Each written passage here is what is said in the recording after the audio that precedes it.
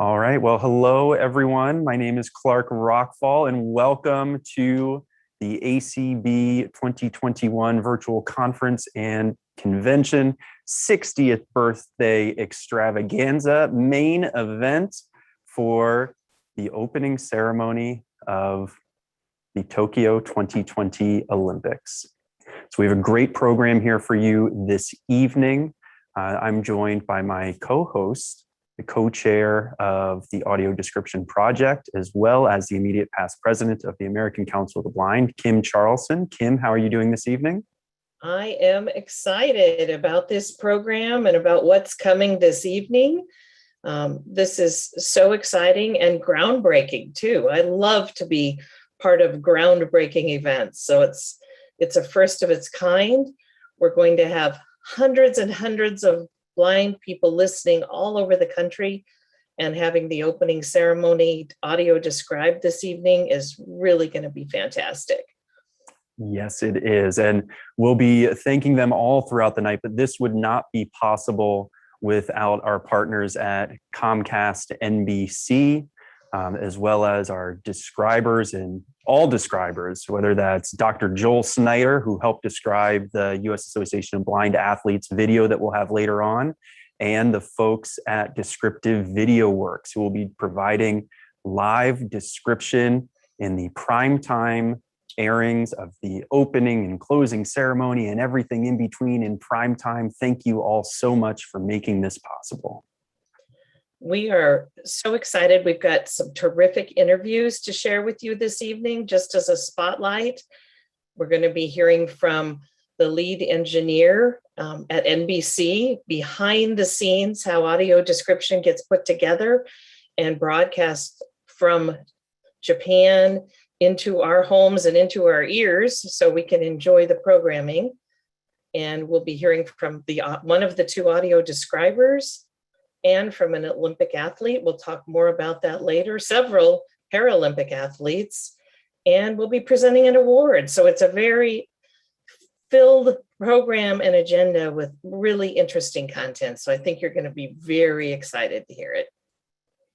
And just like millions of other Americans, ACB, we are ready to tune in to the Olympics with our family, our friends, our community. I know I have my red, white, and blue silk belt on from the London 2012 Paralympic Games. I'm wearing my Stars and Stripes high top Chuck Taylors. So Kim, I think we're ready to do this. We got a full show. We've got to jump in here. I think that who do we have like first, plan. Kim?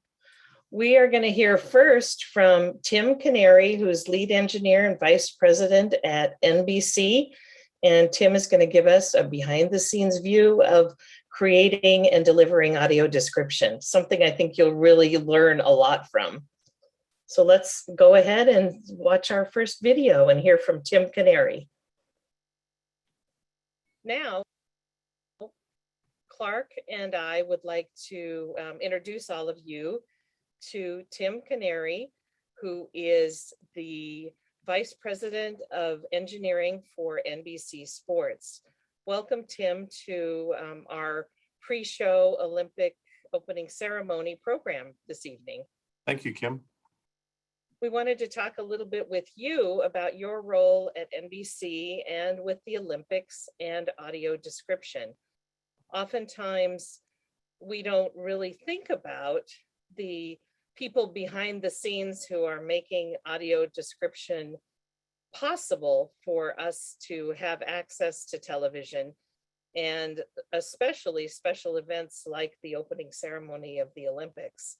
So we would love to learn a little bit more about what you do at NBC and how and what kind of experience you have with audio description and how that ties into what you do every day. Sure. Well, for the Olympics, I oversee the U.S. side of the engineering operation here in the Stanford facility, where we produce a lot of our content. And we also produce the audio description call from one of our announce booths. To look at my experience with it, if I go back to 2016 during the Rio Games, I knew nothing about it. and I got a call that we were going to do this this new thing called, well, at the time they were saying VDS, DVS. It seemed to have a lot of different names, but in the end, it was audio description. So my experience really started at that point in 2016. And I honestly didn't know much about it or how we were going to do it. So that was part of it for us. Not that we invented it, but we invented the way we were going to do it. And to be honest, I think we've refined it quite a bit since 2016, with a lot of feedback from consumers about how we could improve it. And Tim, will you share with us, just at a high level, what goes into, from a technical standpoint, in producing the Olympic Games for the U.S. television market? Wow, that's a loaded question. There's a lot of pieces there. Well, when you look at the really big picture view and you step way back, we started planning for the Tokyo Games certainly in 2016 time period. We were aware that there's a Summer Games in 2020. And we start planning for the games years and years in advance. So the planning ends up being, what venues are we going to cover? How are we going to cover those venues? What venues we cover with our own cameras? What venues we cover with cameras and material from what we call the host broadcaster that feeds content out to the entire world, essentially. But our producers look at how we want to do things, and in turn, we look at how much of that content we want to produce here in the US and how much we want to produce in country. So it really starts with years and years of planning, and it's everything from budgeting through to technical planning of how we're going to do things. And overall, it's on the US side and the side in country, you're talking about 3,000-ish people that are involved in producing the game. So here in Stamford, this year, I roughly will have about 1,400 people. We'll have people also, due to COVID, we've relocated people to New York, to Englewood Cliffs, New Jersey, to Miami, and then also to our Sky facilities in the UK. Previously, that all would have been here in Stamford, but it gave us an opportunity to spread things out for social distancing. And then there's an additional 1,800 people or so in Tokyo that are working with us. It's really impressive what you all do, and certainly here, a year delayed from the 2020 games, here in 2021 in Tokyo. It's just impressive to think of that breadth and scope of work that it takes to produce the games. And now knowing that there is expanded coverage of the Olympics, and following the Olympics a month later in August, the Paralympic Games, with audio description, more audio description as well. Yes, absolutely. And for me personally, it's been very interesting to see that evolve, for myself, of how we're going to do this and how we work with our editorial producers to make the audio description better. I remember early on just wondering, were we hitting the mark? Where was the audio description working for the consumers? And we started getting feedback, and that was very, very valuable to us in terms of some of the technology that we employed, and how we made that audio mix to enhance the presentation overall.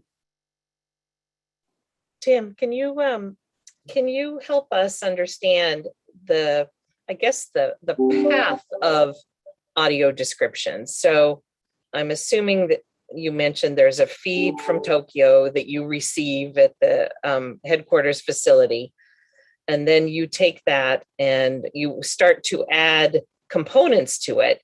But can you kind of walk us through what exactly you're doing, and then how that broadcasts out, and Sure. sort of what's happening to that signal as it travels to the television set in my home in Watertown, Massachusetts? Sure.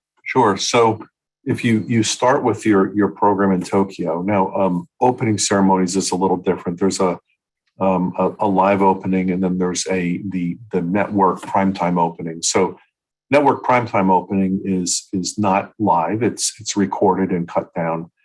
So that particular show is fed in segments into New York, where at the right time they play it out to the audience across the U.S., which is where we have rights to.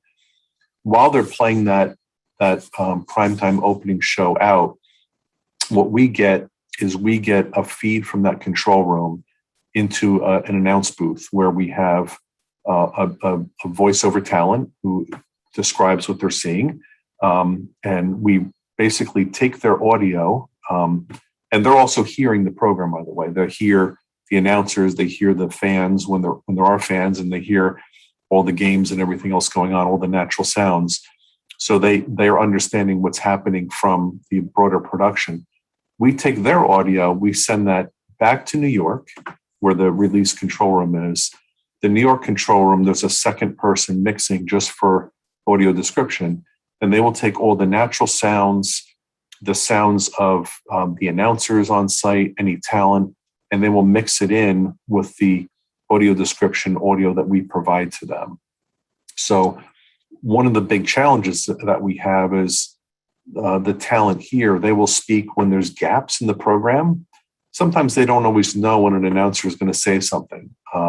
So that initially presented the biggest challenge, that they never knew when an announcer was going to certainly speak, because sometimes their picture wasn't on that they could see them.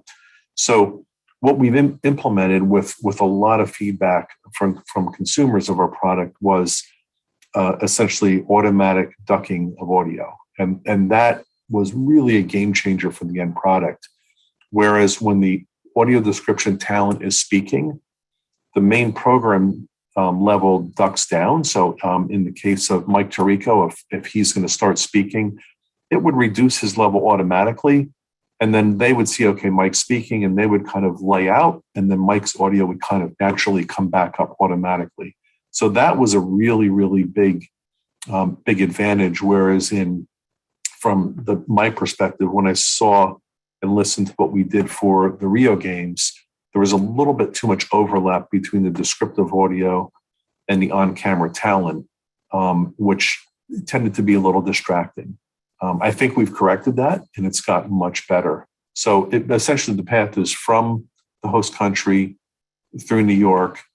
We take a feed into Stamford, add some audio, we send that back, and then the New York control room will make a custom mix, which then gets put on a special channel, which through the distribution process gets sent out to the consumer on what we call the SAP, or the secondary audio program channel. And Tim, you talked about the individual at the end of the production process mixing the audio. Not every company does that. Will you share with us why does NBC believe it's so important to have that additional audio mixing of the broadcast audio as well as the audio description audio? Why is it necessary to have someone mixing the audio tracks?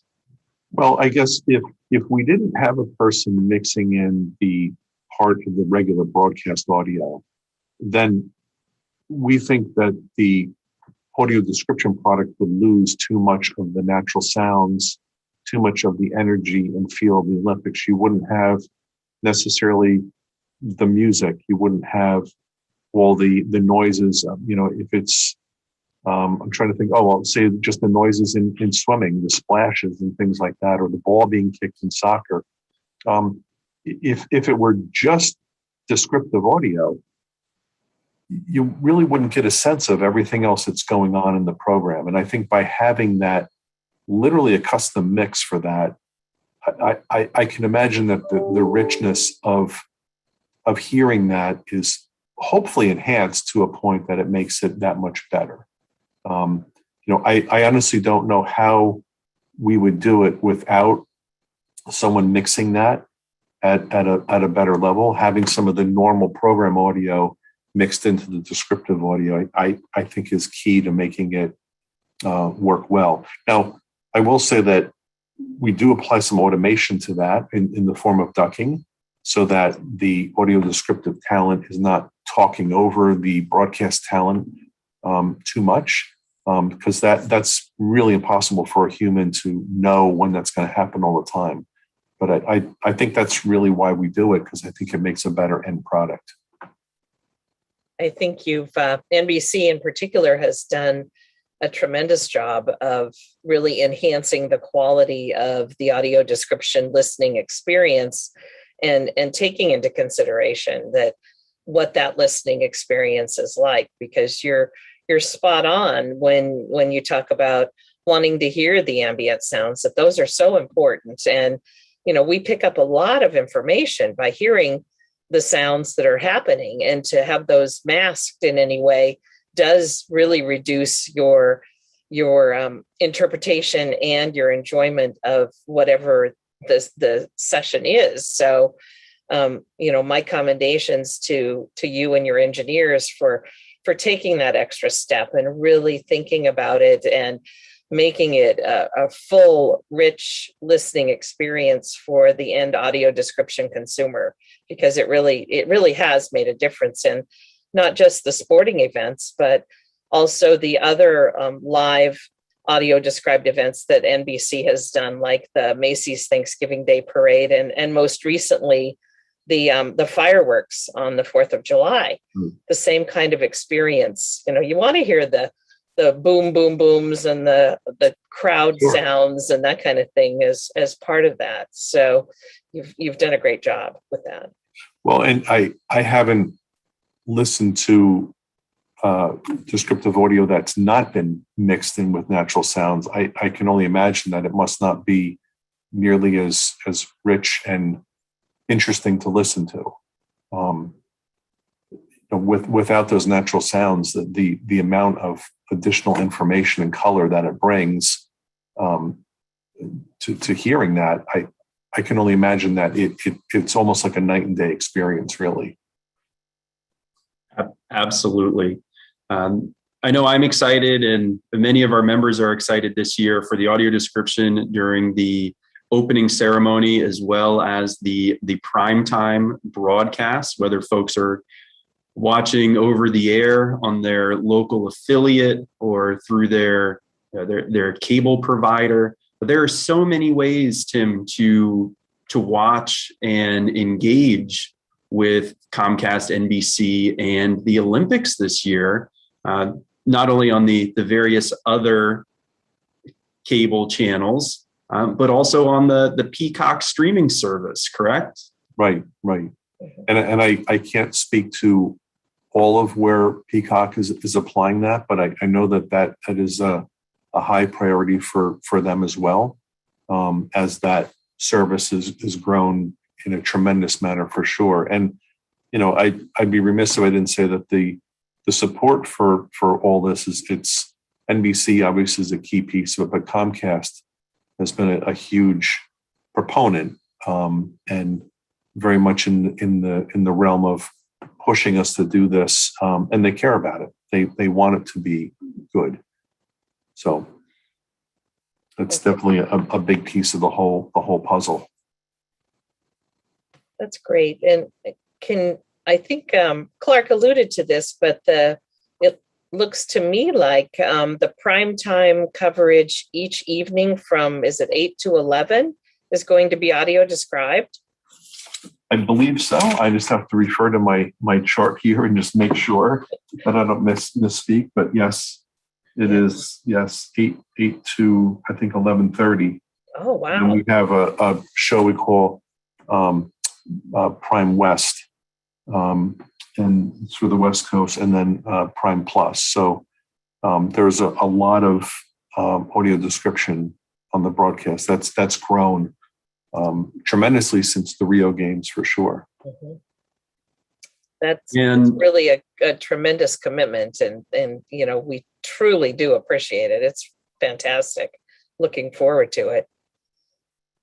And another aspect of the Comcast NBC coverage of the games that has grown is the coverage of the Paralympic Games, which will be August 24th through September 5th. In addition to expanded coverage of the Paralympic Games, there'll be audio description available in those primetime sessions as well. Correct, Tim? Yes, as well as our sessions that are on cable TV. So that's equally as exciting that it's expanded there as well. And the Paralympics have certainly grown as well in terms of the amount of coverage, which is a very positive development over time. That's incredibly positive. And Yeah. I realized that myself just last Olympics when they were covered some, and just the hearing people talk about how they had watched the Paralympics and just the kind of the awe and the admiration that the general public had for people who perhaps previously they had thought people with disabilities couldn't do anything. And then they watched them competing at an expert level, the elite athlete level, where, most of us will never get there. It was just so enlightening and did so much awareness for, the capabilities and abilities of people with disabilities that to have that now prime time coverage of the Paralympics is huge. So Yes, again, absolutely. that's kudos to NBC Universal and Comcast for all of that. Yes. Well, and you talked a little bit about the audio mixing, and one thing I kind of left out of the explanation is the reason that back in New York that they only take the voices is that it's for latency. So the latency to get from New York to here for the picture and then the voices to get back is pretty small. But if you had the broadcast audio out of sync with the audio description, if someone was flipping back and forth between the channels, there would be a lot of latency, that's why we just send the voice back to New York and it gets mixed back into the original program, is to avoid that latency in that process. Good point. So, Yeah. and the other piece that has been key is I think having the right talent to describe it. We've been fortunate since I've been doing it to have the same talent every year for the Olympics, and it's good to see the same people that have done it, that have worked to refine it.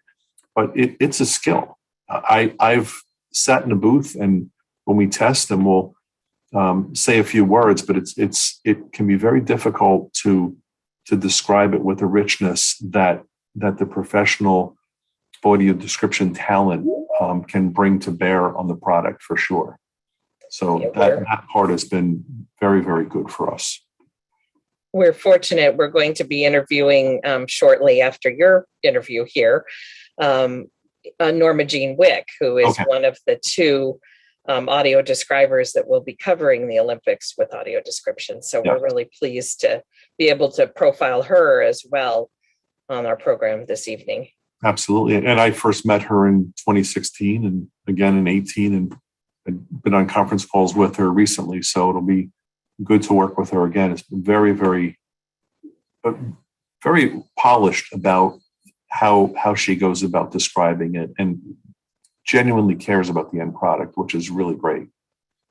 And certainly like the work of your team at Comcast and NBC, being able to learn from previous years and have that consistency and that growth, I'm sure has helped Norma Jean and her partner provide better, more, like you said, rich and descriptive audio descriptions of the games as well. Right. And absolutely. And it's, again, they want it to be right. The producer wants it to be right, the technicians, and we want to make a product that's consumable and productive for everybody, really. So we definitely have always worked to improve upon it. So now when I said we first did it Rio, I wondered what it was, how we were going to do it. Now it's just how do we refine it and make it better? That's great. Well, Tim, thank you so much for spending some time and helping us to understand a little better the process of audio description and how it's created and what the network has to do to get it to us so that we have that accessibility that we truly value. So thank you to you and your team at NBC and all of the behind the scenes people that are working so hard to bring the Olympics and all of its different capacities, but particularly the audio description, to all of the blind consumers in the United States who are going to benefit tremendously from this added accessibility to this year's Olympics. So thank you to you and Comcast and NBC Universal for all you do. It's greatly appreciated. Well, thank you. We're happy to do it, and I appreciate you spending the time with me, Kim and Clark. Thank you. All right. Thank you so much to Tim Canary from NBC Sports sharing with us just what goes on the back end to get audio description produced and to the consumers. I'm sure that's no surprise to the folks at ACB Media Network with the great work that they've been doing here this week at our virtual conference and convention. But Kim, what stood out to you from Tim's remarks? Well, I think it was just so enlightening to really just get a peek into what happens behind the scenes. And obviously what stood out the most to me was the care and the professionalism behind what the NBC team is doing to create the absolute best quality audio description they can deliver. And that commitment really was clear through what Tim had to say to us. I couldn't agree more. I know as a Paralympian and as a lover of everything Olympic and Paralympic spirit and competitiveness, it's just awesome to hear what professionals. So Tim talked about our next guest, Norma Jean Wick, being a professional on the audio describer side, but hearing about the professionalism that they bring to the broadcast and ensuring that consumers have multiple ways and platforms to enjoy and consume the audio description here for the Tokyo Olympics, as well as Paralympics, which we'll hear about more later from some of our guests. It just brings a smile to my face, Kim. Well, it's pretty exciting. And it's really a thrill for me to be doing this show with you because you are a Paralympian. And that's so impressive to me. I mean, if you didn't already wow me with your excellence in the realm of governmental affairs, you know, I'm super impressed with the fact that you're a Paralympian. So that's really exciting. You know, there are certainly related traits between being a successful athlete as well as being successful in life and certainly in advocacy. Tenacity, that dogged pursuit of excellence. We've seen that here this week with the advocacy work of our ACB members. And certainly this would not be possible if not for the advocacy of ACB in passing the 21st Century Communications Video Accessibility Act, which, by the way, does not address live audio description, but then also the pursuit of excellence, working and collaborating with our partners and to bring audio description to more people through more means. It's just what we do, right, Kim? It's what we have to do. It is what we do, and you're so right. It really does help and contribute to that excellence that ACB brings to all of its advocacy, but especially in the area of audio description. And I'm so proud to be a part of that and be able to see how far we've come, even in the last 5 years. But when you step back 10 years to the passage of the CVAA, it's really amazing where things have come.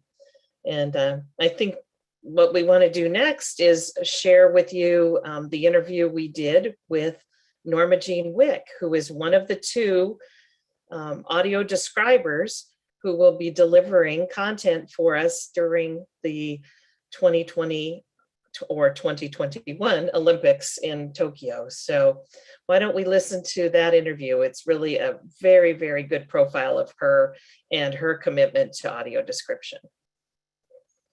So pleased that we have the opportunity to talk with Norma Jean Wick, who may be a familiar name to some of our listeners and viewers today, because Norma has done some work with audio description and the Olympics, and she is going to be describing the 2021 Olympics from Tokyo. So Norma, it's a pleasure to have you here and to learn a little bit more about you as a describer, but also as a describer of the live audio description of the Olympics this year.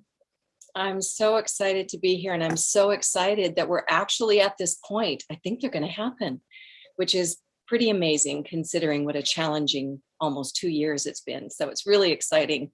And myself and my colleague, Tony Ambrosio, and our producer, Monica Downer, are in the throes now of getting ourselves ready for another really exciting Olympics. Well, we've just learned a little bit about what NBC has to do to make audio description a reality for the end blind consumer who is out there listening and enjoying what your art provides for us. But we want to delve a little deeper, find out a little bit more about you and how you prepare for doing live audio description. So let's find out a little bit about you and your background first before we start talking about Olympics coverage and how you're going to handle that. So tell us just a little bit about Norma Jean and the art of audio description and how you became a describer, and then how you got into the side of doing sports audio description. Well, I have a background in both news and sports, but actually I wanted, sports was that was my chosen profession. But this was back in the 80s, and women were not entirely welcome on the scene yet. It was still hard to find a place. But I started in radio, and then I sort of was the de facto sports reporter, as well as doing on-air stuff on radio. So I would do a split shift, get up at 4:00 in the morning, drive to the station, do the morning drive, rush down to the press conference, come back, file sporting reports and stuff, and then do the afternoon drive. So I did that for a while, and ended up working for the CFL in media relations, and then got a call to do sports on television. So I ended up doing sort of interim hosting and reporting. But again, like I said, wasn't getting all the experience that I wanted. So I took a job in news because I had a background in criminal law. This is a very long tale.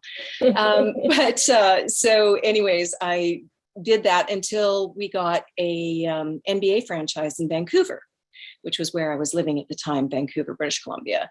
So when the Grizzlies came, I had my writer at Sports Page, the sports department at the station that I worked with, invited me to come and work for the Grizzlies. So that started me on a 12-year journey in the NBA, working for both the Grizzlies, and then when they moved to Memphis, I worked for the Raptors. I was a host, a sideline reporter. I produced features and content for specials and things like that. So I did that. And then in Toronto, I ended up teaching at a school. So teaching broadcasting at a sports broadcasting school, a private school. And so I taught features, I taught production, anchoring, reporting, so a variety of things. And I really loved it. And at the time I was working with Jim Van Horn, who is sort of an iconic figure here in Canada in sports. And he worked at the school as well. And he got me interested in doing live description for Blue Jays baseball. So we started doing Blue Jays baseball games together. And then he and I ended up doing Rio together through Descriptive Video Works. And we had done some Paralympics actually before we did the Olympics. And then once we did Rio for NBC, we just continued on. Last year I did Pyeongchang with Tony Ambrosio, and this year Tony and I are back together again for Tokyo. So kind of a long meandering history, but it mostly revolved around sports. So I was also an athlete growing up as well. So it's in my heart. I think even people who aren't necessarily sports fans are fascinated with the Olympics and sit down and watch them every night while they're taking place, because there's more than just the sporting event. There's the stories about the athletes and the sacrifices that the athletes have to make to get to that level of competition that they have reached in their athletic careers. And there's so many cases of, overcoming obstacles and just incredibly motivating, inspiring stories that come out for people's desires and goals and lifetime goals that are just amazing. Yeah, the focal point obviously is on the athletes and the games.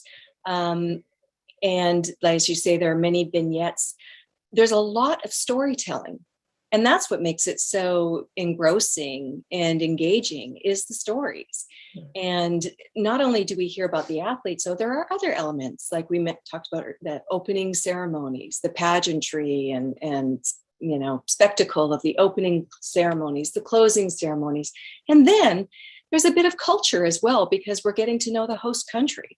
So there are many vignettes about arts, entertainment, architecture, food. So there's a whole lot of elements that go into it that make it a really compelling event to watch. And you obviously have a passion for the games and the work that you do. Will you share with us a little bit what it means to you to be able to help everyone experience and be a part of the Olympic spectacle in spirit and pageantry? And what kind of feedback have you all received by providing Olympic audio description in the past, Olympic and Paralympic audio description? Well, first of all, I know myself and my fellow describers see this as an incredible privilege and a responsibility. And we're really here to serve our audience. That's the only reason we're here. So we take our jobs quite seriously when it comes to what can we do to enhance this experience for our audience. And so, for us, we mentioned the storytelling because it really is a lot about storytelling, and the broadcasters that are employed by NBC are all great storytellers in their own roles, whether they're hosts or they're color or they're play-by-play or they're reporters. And so, we mentioned it was an art description, but it's even more a dance, because what we don't ever want to do is trample on or impede the narratives or the stories that the broadcasters are telling us, because they give good information, they give compelling stories. And so we never want to step on that, but our job is how to dance in and out of that narrative and provide the color, the context, or the perspective that makes that story become more meaningful to our audience, or makes it, like I said, it gives it perspective. It fleshes things out in a way that doesn't happen sometimes when people just assume that, well, you can see it. It's right there on TV. I don't need to tell you that, for example, we talk about sometimes even the culture, the scenery and all that. There's a difference between naming something, that's Mount Fuji, or describing it, a volcanic cone that rises 12,000 feet high, with snow and ice covering it like frosting, So wherever possible, we can add that kind of detail to something so that we're not just naming it, we're actually describing it, giving it shape and context and color, perspective. I feel like that's a lot of what we do. It's all about the details for us. We try to do what our audience does, and that is listen to the broadcasters, listen to what's being said, and then again, try to find ways to dance around them to, again, give perspective, more detail, more color, to enhance what they're saying.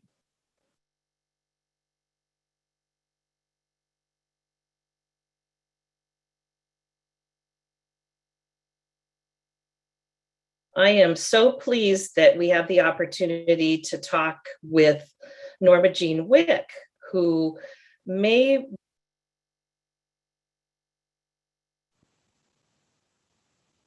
Norma Jean Wick and Descriptive Video Works, thank you so much for giving us that behind the scenes look at what it's like for the audio describers. And that is not the entire interview. It's just that we have such a packed show for everyone here this evening. If you want to hear the rest of Norma Jean's interview and comments and perspective on audio description at the Olympic and Paralympic Games, please visit the ACB YouTube channel, where the full 25 minutes of that interview are available in its entirety.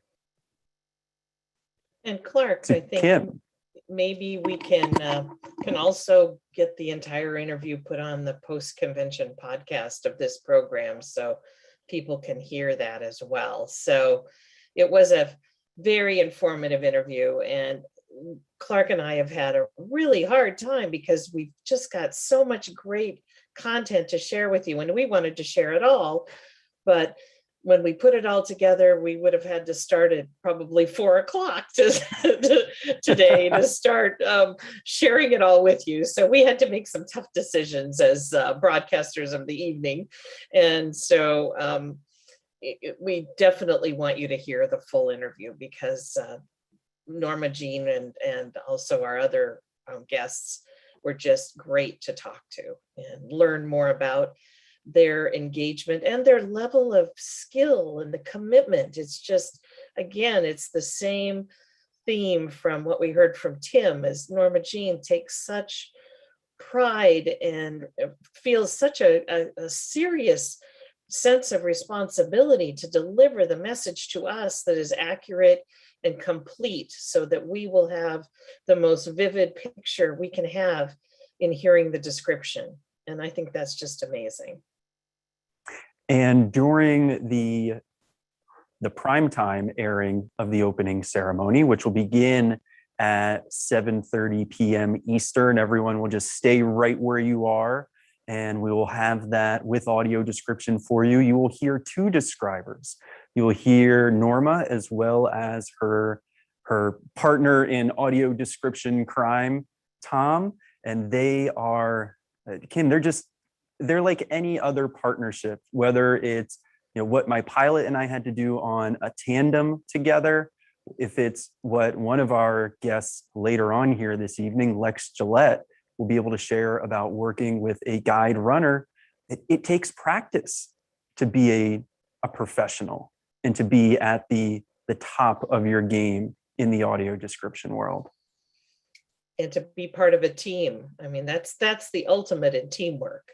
And really what we're accomplishing, whether it's on the running track or ACB, we're always talking about it takes a team, and it really does. Nobody does things all alone. There's got to be a team.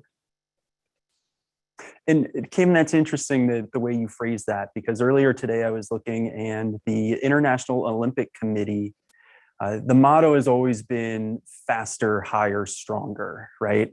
And anyone who knows Latin, I'm sure, is yelling out what the three Latin words are. But faster, higher, stronger. They've actually added a fourth descriptor. Now it's faster, higher, stronger together, which is just like ACB's convention, better together wherever we are, right? That's right. And just like you have to be as part of a team together. No one can be the fastest, except for some of our guests later on, the fastest, jump the highest, or be the strongest on their own. And certainly here at ACB, we excel because we all do it together in our advocacy work as part of the ACB community. We are all better together.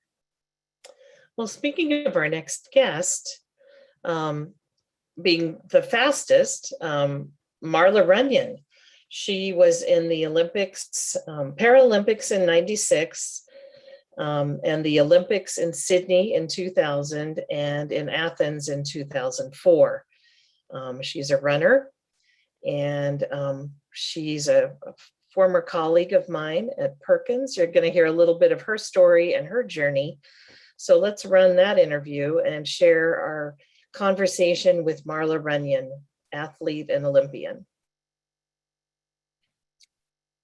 Well, Clark, it's great to have with us on this next segment, Marla Runyan, who is an Olympic runner from the Sydney Olympics and a colleague of mine in the past, and a resident of Watertown, just like me. We live about a half a mile apart. So welcome, Marla. We're so happy to have you join us on this portion of our pre-show Olympic opening ceremony coverage. Thank you, Kim. It's really great to be here. So thanks for having me.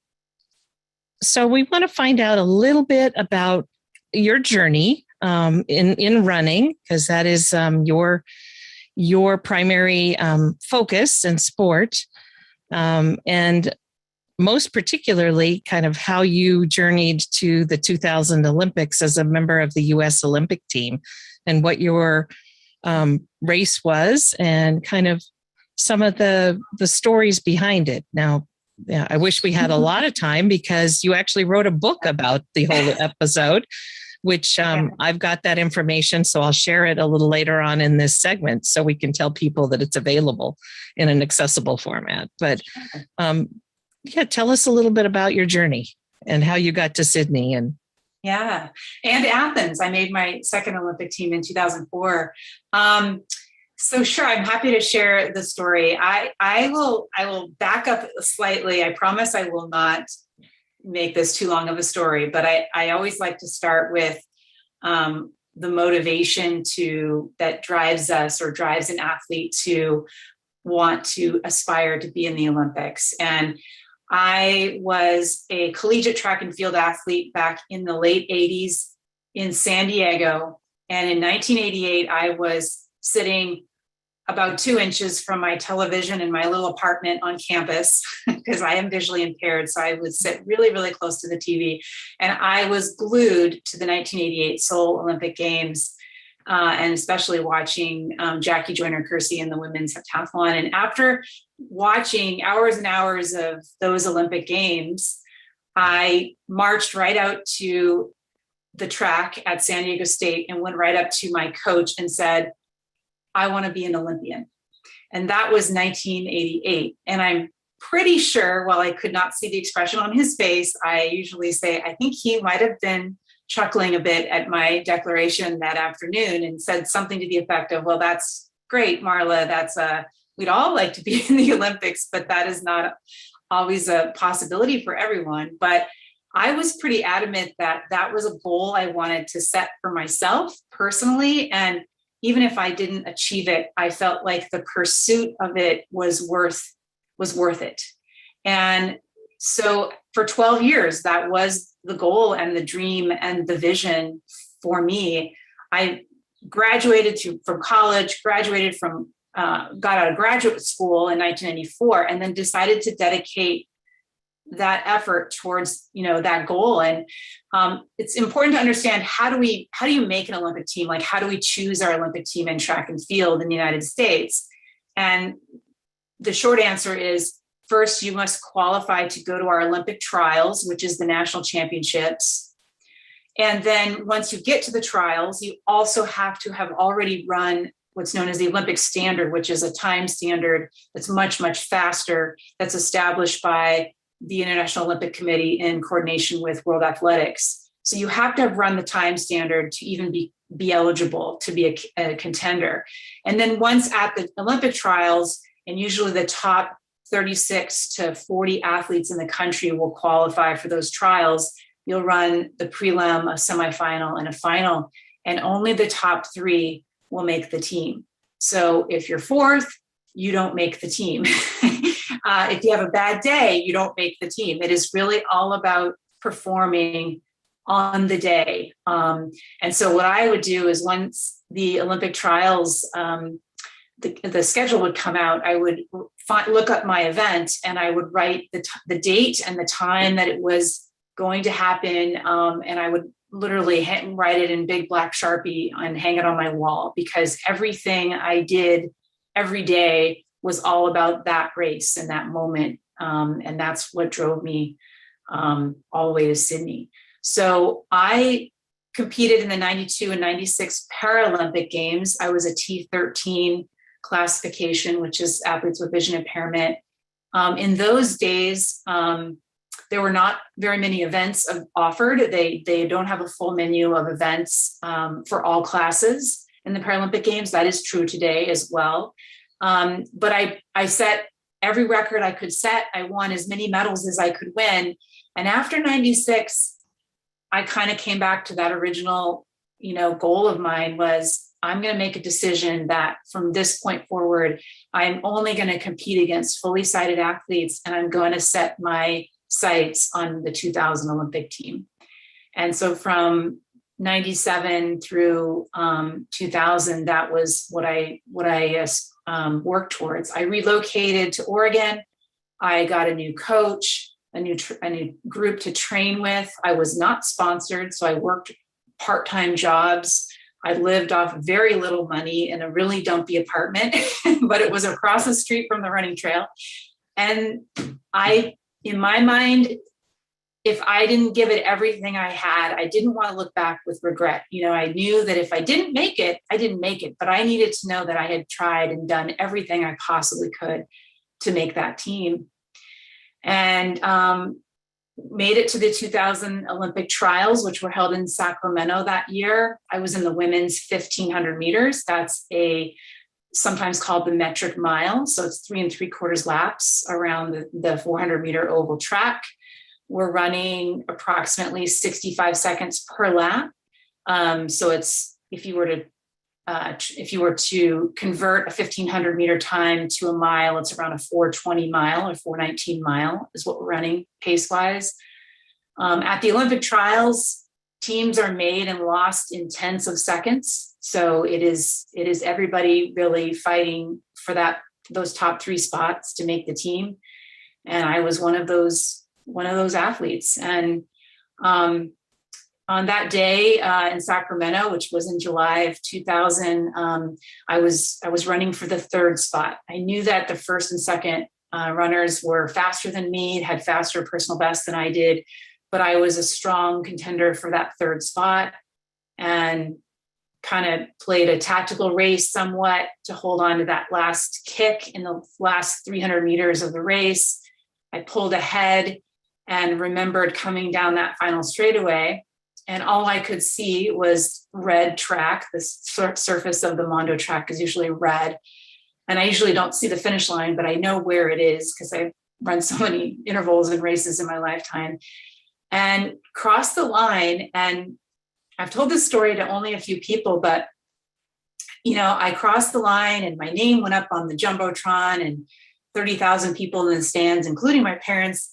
They knew I had made the team, but I actually didn't know. I couldn't see the Jumbotron. I couldn't see my name. And in the 1500, it was a long enough of a race that sometimes if the pack broke apart, I'd lose track, no pun intended, but I would actually lose track of my positioning sometimes. And I hadn't remembered passing one other athlete in the race. And I thought maybe I was 4th. So I kind of tried to play it cool. I'm at the finish line and I'm, got my hands on my hips and leaning over, I'm catching my breath, and I couldn't stand it anymore. And I literally walked up to an official and said, "What place did I get?" And that's when I realized that I had actually did finish 3rd and had just made my first Olympic team.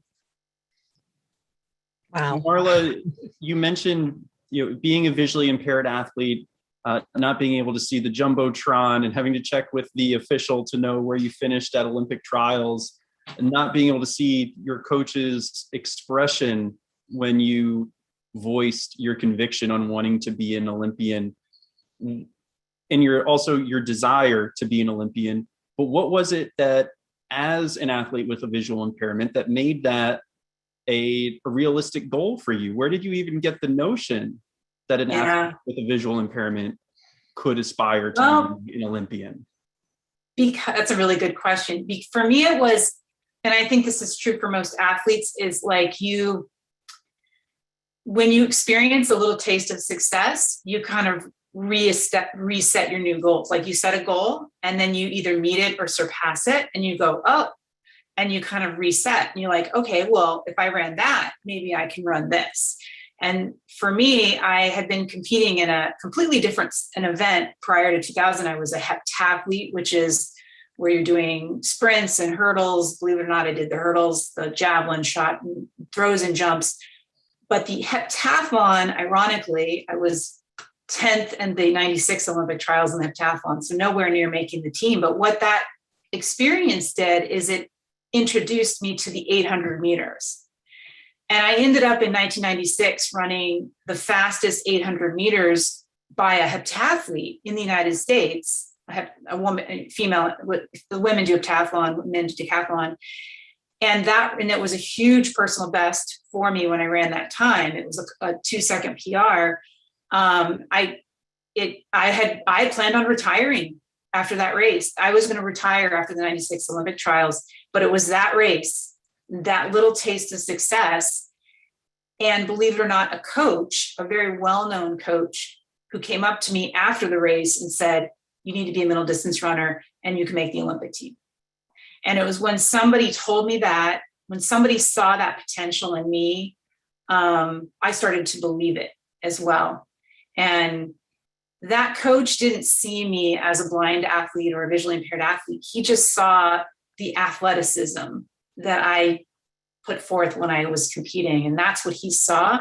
And when I then relocated to Oregon, found a new coach, that's the environment I wanted to be in. I didn't want to be coached as a visually impaired runner. I wanted to be coached as a world-class runner who just happened to be visually impaired.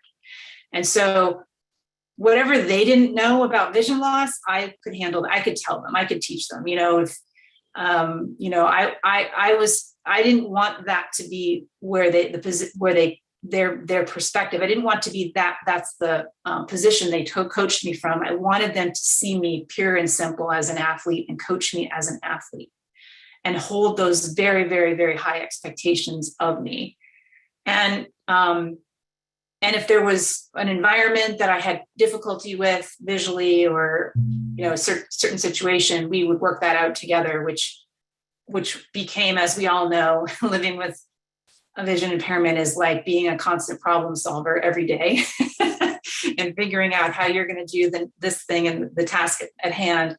And running was no different. It was, okay, how are we going to do this one? How are we going to figure out how are you going to know your pace if you can't see the clocks? And how are you going to keep track of your laps in the 5,000 if you can't see the lap counter? And how do you know what place you're in if runners get away from you and you can't see far enough to know who's in front of you and how many runners are in front of you? So those were some of the challenges visually that I had to contend with when I was competing at both the national and international level.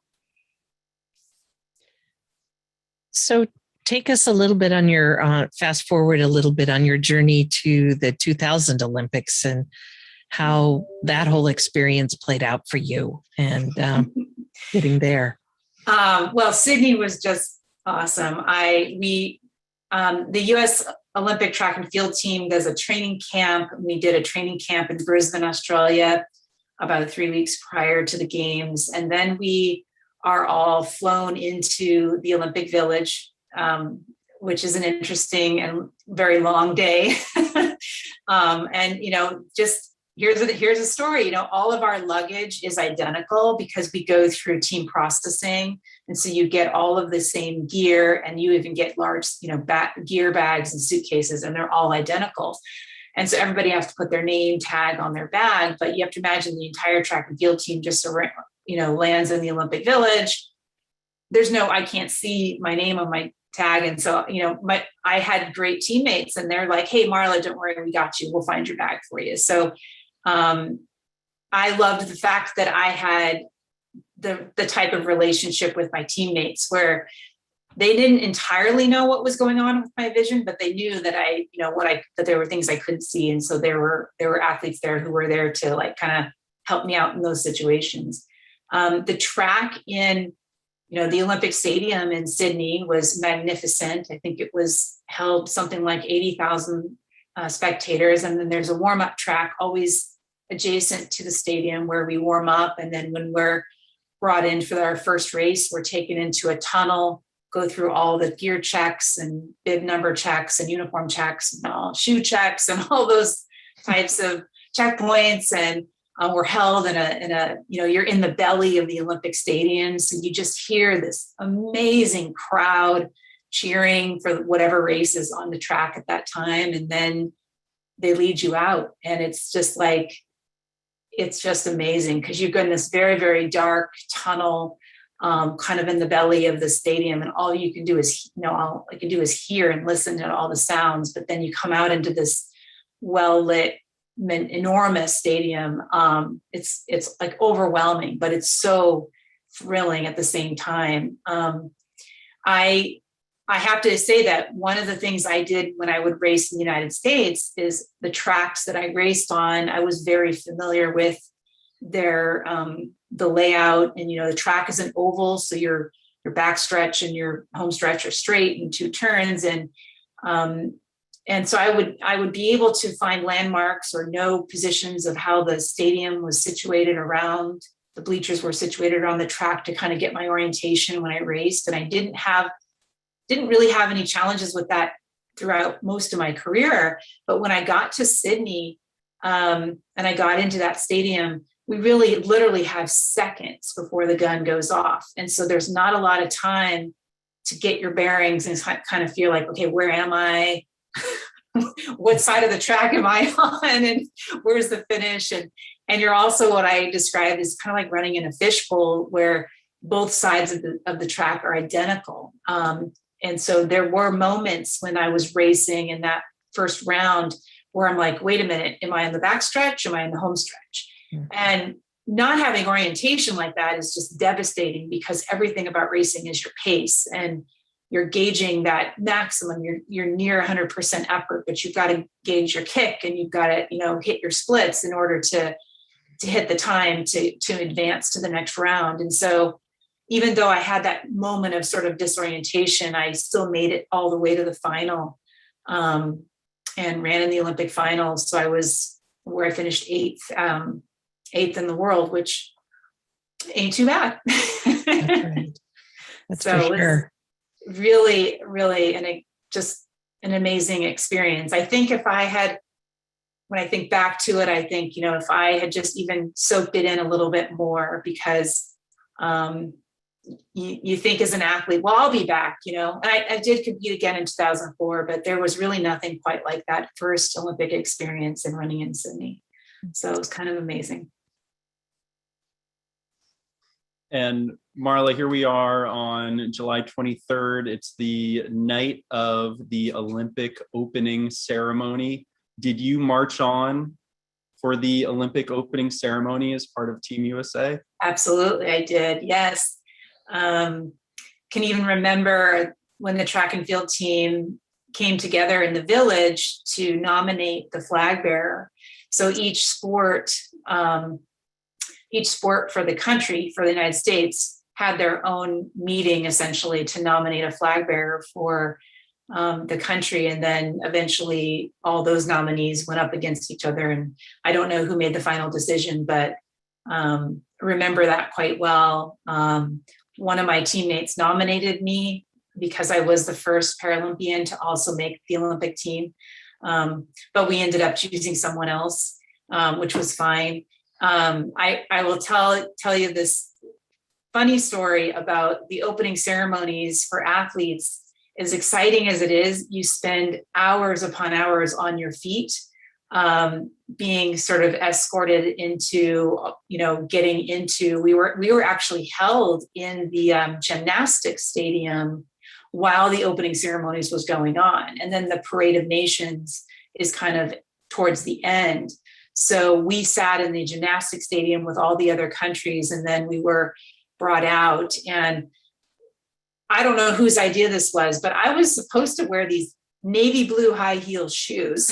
And I don't wear high heel shoes. So those did not go on my feet for the opening ceremonies. I actually wore my sponsored running, actually wore my running shoes underneath this skirt because I had made it all the way to the Olympics and I wasn't going to risk injuring my Achilles wearing high heel shoes for 3 hours. So I just stuck with my running shoes on opening ceremonies, but remember marching in with my team and my very good friend actually at those opening ceremonies, just as I remember the opening ceremonies of the 92 Paralympic Games, which were equally as impressive and significant in my life. So just to have those two moments and quite amazing. So what has Marla Runyan done since the Olympics to pursue running and her dreams and career and lately and the last few years? Sure. Well, I currently work for the Boston Marathon. It's a road race here in Boston. You might have heard of it. I think they might have. Yeah. Boston Marathon, of course, one of the most well-known recognized marathons in the world. And been with the BAA for 4 years and so excited to announce and present to the world this October, because we did have to shift the date this year because of the pandemic. But the 125th Boston Marathon will be held October 11th in Boston. And we will be launching the first ever inaugural para-athletics division of the Boston Marathon for our athletes with lower limb impairment, run with prosthetics, upper limb impairment, and athletes who are blind and visually impaired. And so this is a competitive division for athletes who hold a classification, a para-athletics classification, to compete for prize money and awards. And it's the first of its kind in a major marathon. I've had tears in my eyes. I've had goosebumps listening to you talk, Marla. But I think our audience wants to know, and everyone who's going to see this wants to know, what are you excited about in this year's Olympics and Paralympics? What are the races you're watching? Who are the athletes that you're tuning in for? My goodness. So I competed in, I was a track and field athlete for over 20 years. I just absolutely love track and field. I mean, I did multi-events. Like I said, I did the throws, the jumps, the sprints, and then eventually middle distance running and distance running. So my two events that I made the Olympic team on were the women's 1500 and the 5000. So you can know for certain that I will be watching those races, glued to the television to watch our American athletes as well as those all across the world compete in those two events, because those were my events. But equally, I will be glued to the marathon.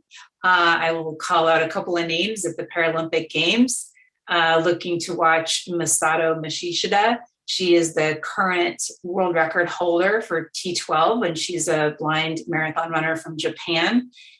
She is the gold medal favorite. So I am really excited to watch her run and cheer for her and cheer her on. She's also, if she's not too tired, has agreed to come to Boston. So I look forward to her running well in Tokyo and then hopefully welcoming her right back right here to Boston. And then we also have Michael Roger from Australia, and he is a arm amputee, but he is the only, he's now the second para-athlete to break the 220 barrier in the marathon. He's run 218. He's also the world record holder and world champion. So you can't go wrong watching Michael. And so those are just a couple athletes I know I'm going to be watching.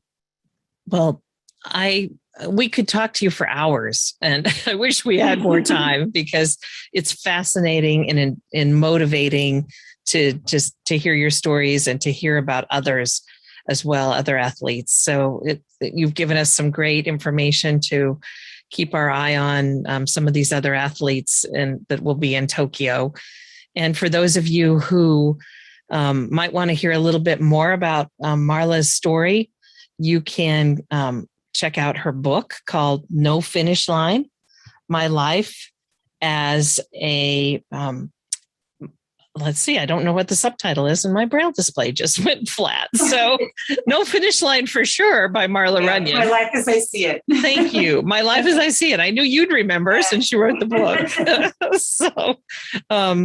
But we have it available in braille, and we have it available in digital audio through the Talking Book program. So if anyone's interested, feel free to reach out to me or to your local cooperating NLS Talking Book library, and they'll be able to connect you with Marla's book. So again, Marla, I want to thank you so much. You brought so much more depth to my understanding of the Olympics, and I hope others feel that way as well. Clark, any final words? Yeah, Marla, thank you so much, and go Team USA. Absolutely. Oh yeah, go Team USA. Yeah. Well, I have to say, I'm thrilled to watch all athletes from all the countries. To be honest with you, I just love, as you know, the Olympic Games and Paralympic Games, and so thrilled. Number one, thank you, Kim, for this opportunity to speak with both of you today. But the coverage that is around on the horizon for our Paralympic athletes, they have been, since I've retired, watching them take the reins and literally drive the next generation, and watching para athletics evolve. It has been so phenomenal, and I am so proud to be a para athlete, to be a Paralympian and an Olympian. So I'm going to be so excited to watch both games. So thanks again. Well, Clark.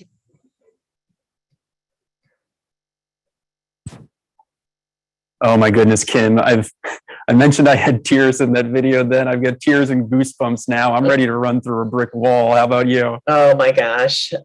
It's just incredible what she accomplished and how she what she did. It's just amazing to me. And I admire her and her athleticism, and what she's doing now with the Boston Marathon is fantastic. So pretty terrific stuff.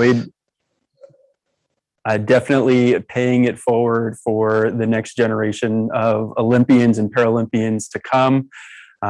Dovetails nicely to what ACB is doing with our Get Up and Get Moving campaign as well. But from one Olympian and Paralympian to another Paralympian joining us here live this evening from Chula Vista, California, Lex Gillette. How are you? I'm fantastic, Clark. How are you? How are you, Kim? I'm great. It's wonderful to have you with us this evening. Oh, it's my pleasure. I always joke that Lex is my mom's second favorite Paralympian. Now that I'm married to a Paralympian and world champion, Lex, I think you just got bronze in that race. Oh man, yeah, I want to drop another slot.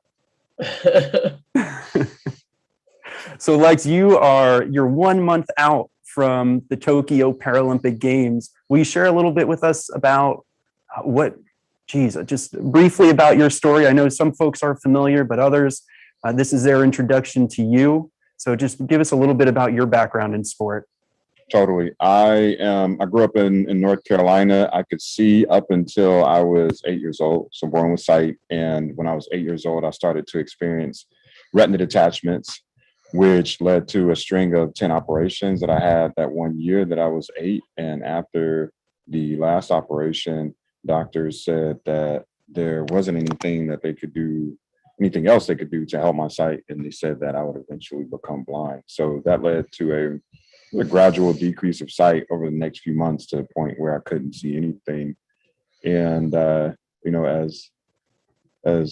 you're aware, Clark, we get connected to some really phenomenal people in life, and we have our families and different specialists and TVIs, O&M specialists, and all of those people helped me to get to this point of just shifting my mindset. And somewhere along the road, I was introduced to track and field, specifically in high school. I had a teacher who noticed that I was pretty athletic, and he worked with me on a day-to-day basis to get to a point where I felt comfortable with running and also running and jumping.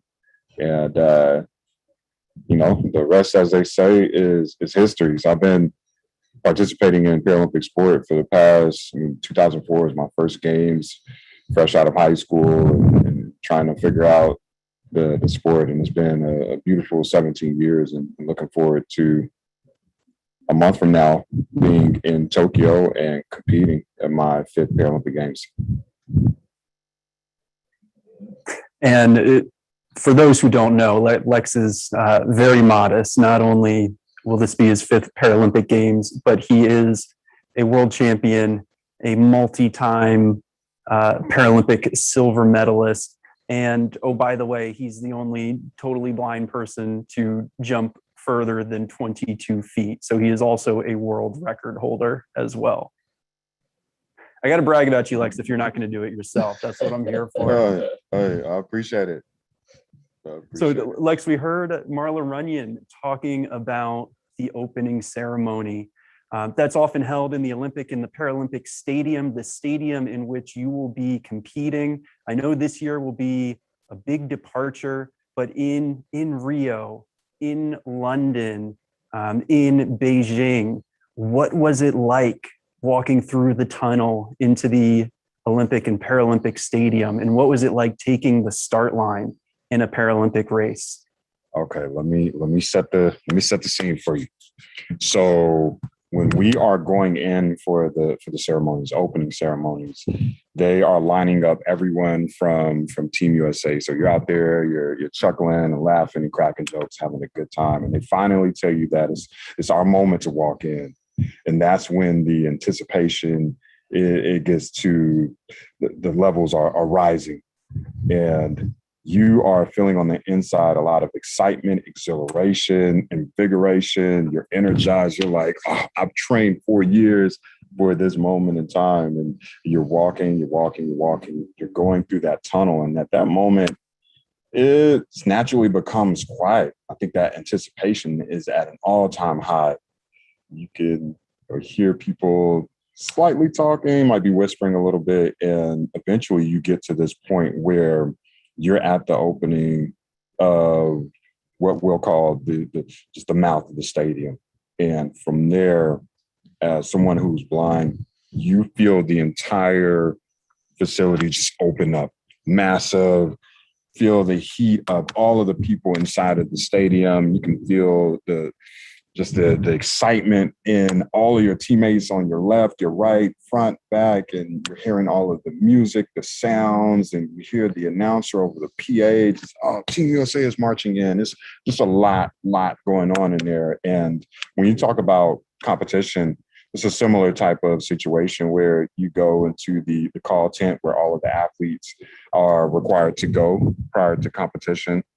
And once everyone is ready to head out to the stadium, you line up and the official escorts you and your guides out to the stadium. So you're walking through that same tunnel where now you have athletes from other countries and they're speaking different languages, not really aware of, you might not be aware of what people are saying, but you can tell in their voice that, all right, it's go time. And we're walking through that tunnel, and we get to that same point at which you feel the stadium open up, and you can hear that music over the loudspeakers. You can hear the PA announcer. You can hear friends and family inside of the stands screaming. You might hear some people in the stands who are screaming against you. But once you're out there on the actual competition field itself, you have to lock in all of those butterflies and the pressure that we sometimes feel. You gotta get into the zone and get ready to compete.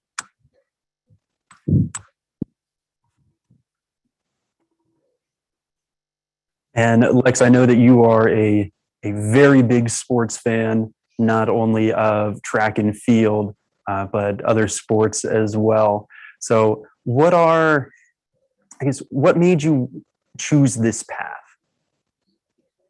We participated in this fitness test in high school, and one of the activities was standing long jump. So I was just naturally good at standing long jump, and from there I had my visually impaired teacher who had told me about the Paralympics, and he told me about the potential to travel the world and break records and win win medals. And you tell a 14, 15-year-old kid that, it's like, all right, well, where can I sign up? And so he took me down to the track and showed me everything about the sport. And although it was difficult in the beginning, I had him there, and he believed in me so much that in a lot of ways I began to believe in myself, and I began to see what was possible. And from that point, it was Monday through Friday training together, and he helped me to Is he in the green room? To get to my first games. You are truly very good with words. I mean, you're so descriptive about what you've experienced. And I mean, I feel like I was practically there the way you were telling your story. So it's, your next career, you're going to be just as good as your athletic career in communication or writing or something like that, because you are a true communicator.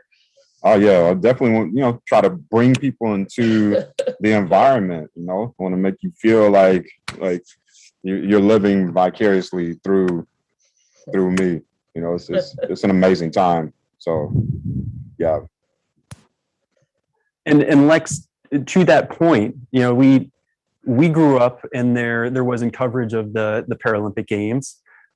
We had to find our sports idols, whether it's football, basketball, or Olympians, right? For me, it was Christy Yamaguchi, and I'm a little bit taller. She's a little bit better, but we'll toss the rest of that out.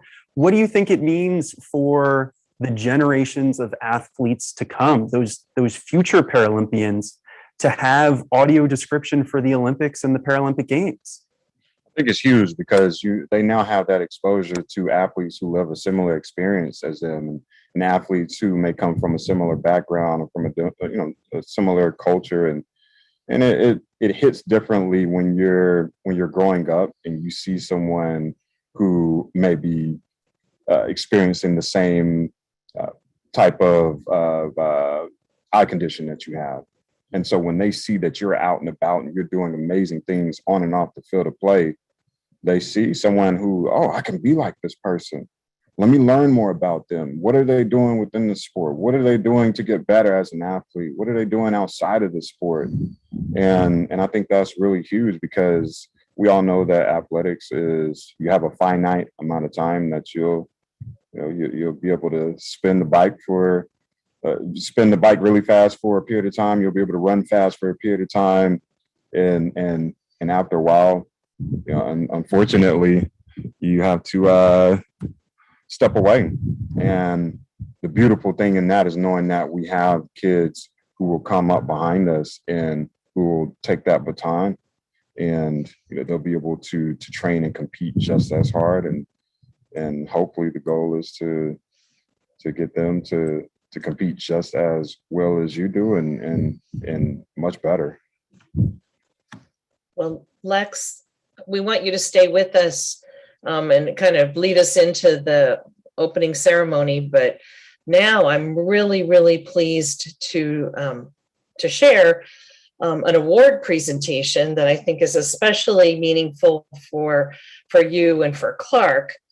The Audio Description Project of the American Council of the Blind gives a series of awards. And in the category of Achievement in Audio Description in museums, parks, and visitor centers, the 2021 Outstanding Award for Excellence in Audio Description was presented to the U.S. Olympic and Paralympic Museum in Colorado Springs, Colorado. So we want to share with you the presentation itself and the acceptance for the museum. So let's run that interview now. Hi, this is Tyler Carter, two-time Paralympian in alpine skiing. On behalf of the entire U.S. Olympic and Paralympic Museum team, we are honored to receive this award. We take great pride in ensuring everyone that comes through these doors experiences Team USA's Olympic and Paralympic history. We hope that all guests leave experiencing the values of the Olympics and Paralympics. We look forward to welcoming you to Olympic City, USA soon.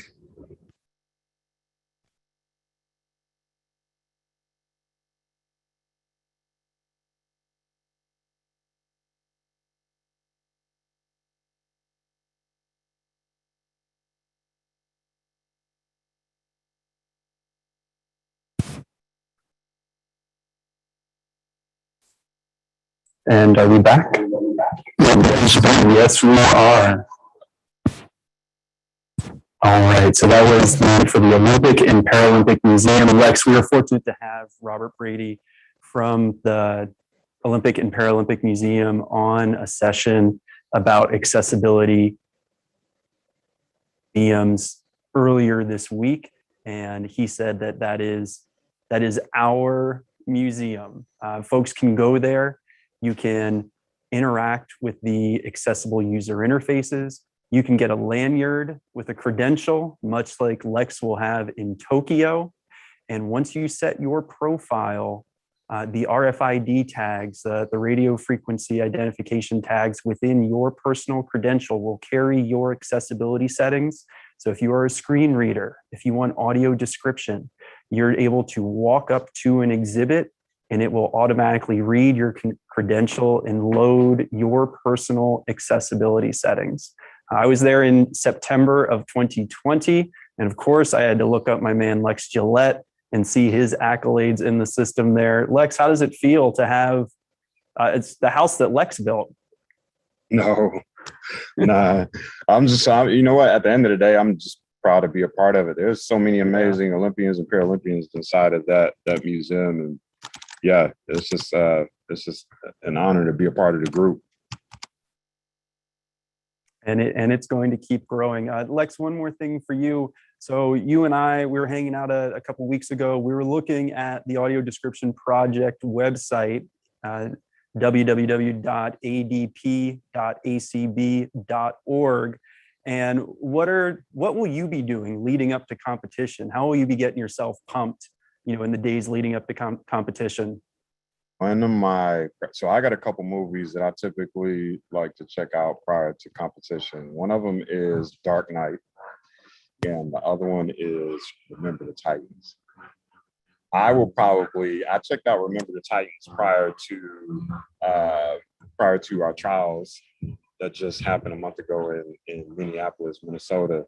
So I don't know, maybe I'll get with the Dark Knight in the lead up to Tokyo, but either one of those, I'm certainly going to make sure that I can get on and have those movies described, because I've never actually checked out either one of those with audio description. And I would certainly love to, because the beauty of audio description is having those moments where there's gaps, those moments where it's just those very cinematic, high level artistry moments of the movie where there's not any dialogue. And so to have someone that describes that, to help you connect the dots, to be able to understand more of the film, that's crucial.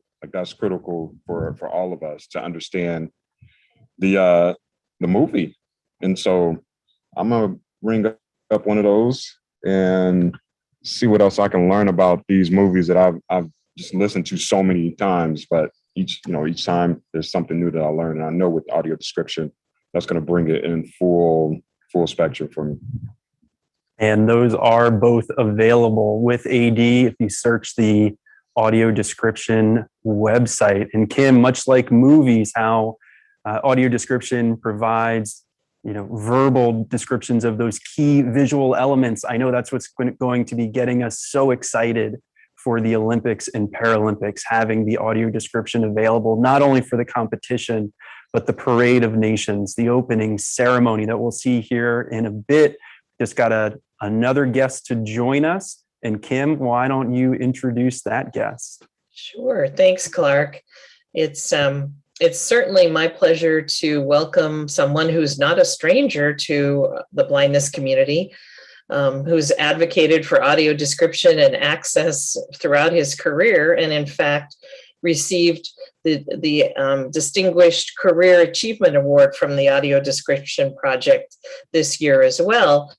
Tom Lekowski, Vice President of Accessibility at Comcast. Tom, we're so glad to have you join us. Hi, Kim. It's always good to be with you and Clark, and thanks again for the honor that I received here that you just mentioned. But really, it's not me. It's the team of folks that make it happen. I'm the one who gets to talk about it and try to coordinate with folks like you to make sure people know about it. But it takes a village to get something like the Olympics and Paralympics described, and some of the other things that NBC has stepped up to do, and the Xfinity side to make sure that it gets to our customers. So happy to accept that award on behalf of everyone at Comcast, NBC Universal that makes all of this possible. And I can tell you that, and I'm sure you've seen it in some of the conversations that you've had this week via email with some of the team, that they're excited and really happy to bring the audio description in the Olympics and Paralympics in a more inclusive way to the blind community.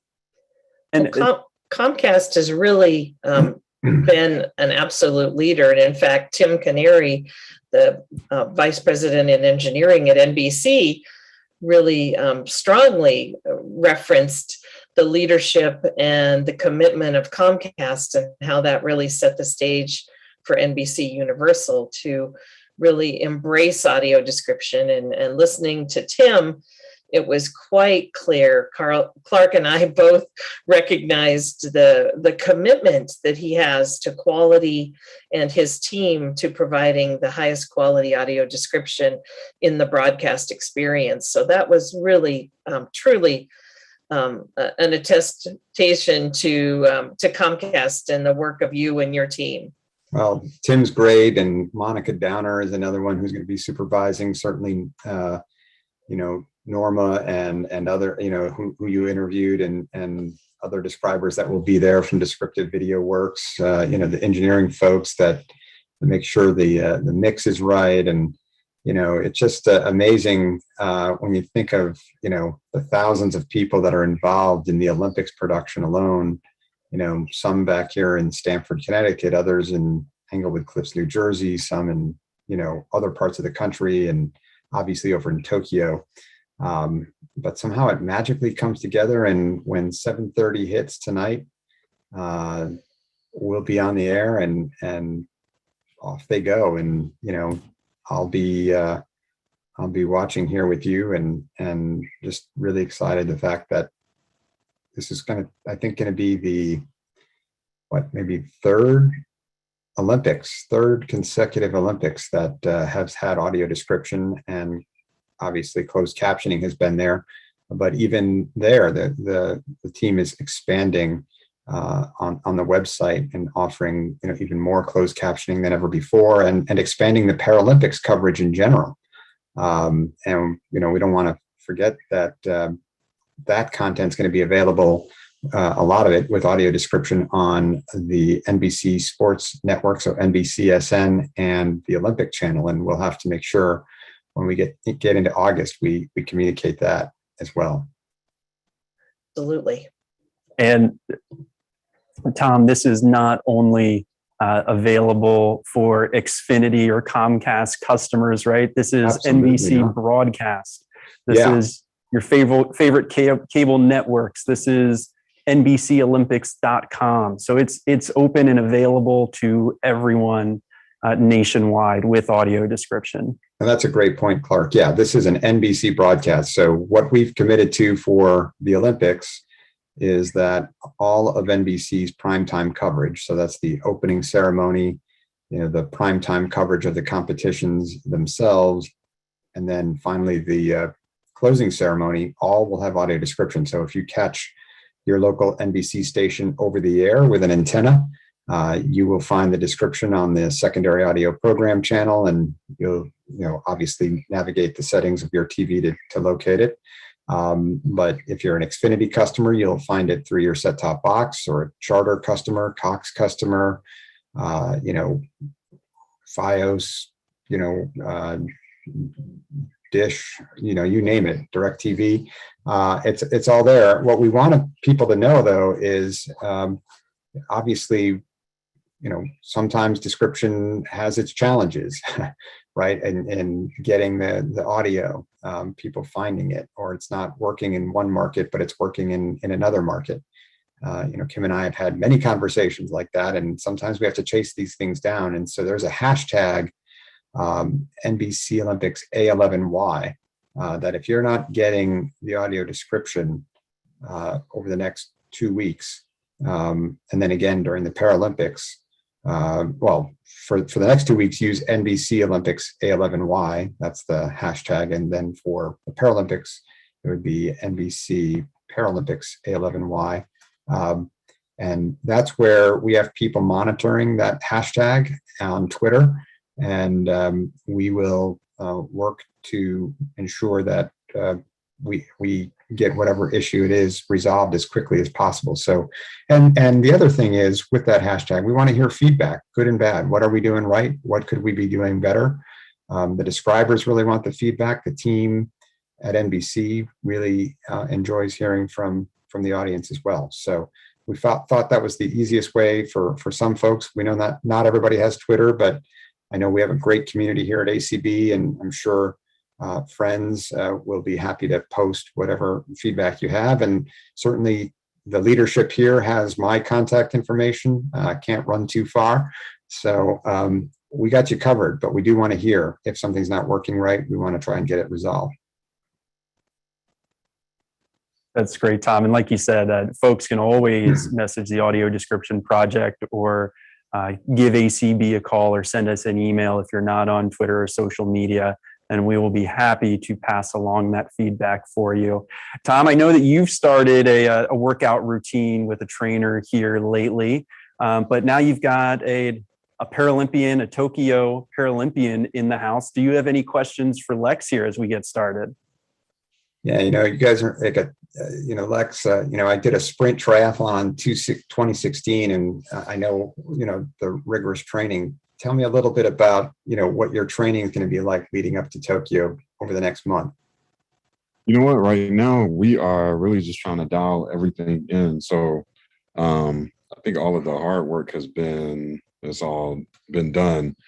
So over these next 3 to 4 weeks, I am going to be focusing on maintaining my speed, making sure that power is still there, making sure that on the weight room front, on the strength and conditioning front, that I am staying explosive, staying powerful. So, it could be some power cleans, it could be some hang cleans or squats or step ups. It could be squat jumps on the track itself, doing some 30-meter flies or 100-meter repeats, trying to make sure that I'm in the best shape possible. And then also that includes making sure that I'm staying away from the fries and the burgers and all of those other things that could slow me down. So it's a lot of things that you have to be mindful of. But when you have a gold medal on the line, you will do absolutely anything to get that. So I will forego the French fries, which I gave up on January the 1st. So, like a cheetah. Yeah, I compete on August the 27th. So rest assured, August the 28th, you'll be having some fries. Oh, it's going to be a buffet line, just all French fries. McDonald's right there in the village. Anybody any brand, I just got to have them all.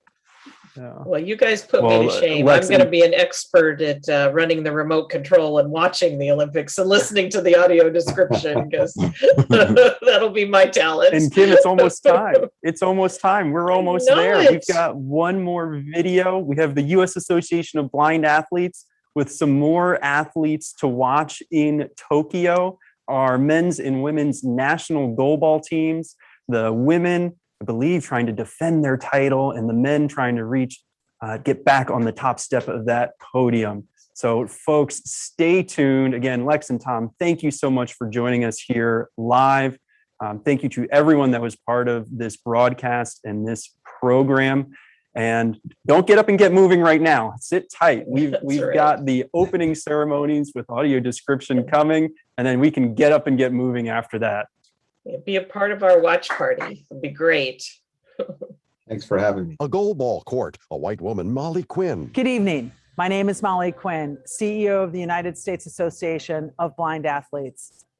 As we all look to rebound from the effects of the pandemic and resume or increase our fitness levels, United States Association of Blind Athletes is proud to support the American Council for the Blind's Get Up and Get Moving campaign. Our vision is for every American who is blind and visually impaired to lead a healthy lifestyle by actively participating in sports, recreation, and physical activity.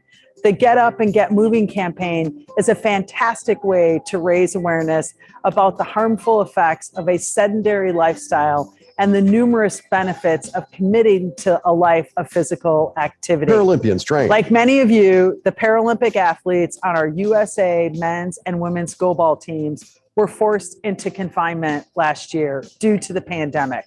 While they learned to train and maintain their fitness levels on their own, they were also hit with the news that the Tokyo 2020 Paralympic Games were to be postponed for an entire year. The dreams and goals that they had worked so hard for would require another full year of dedication.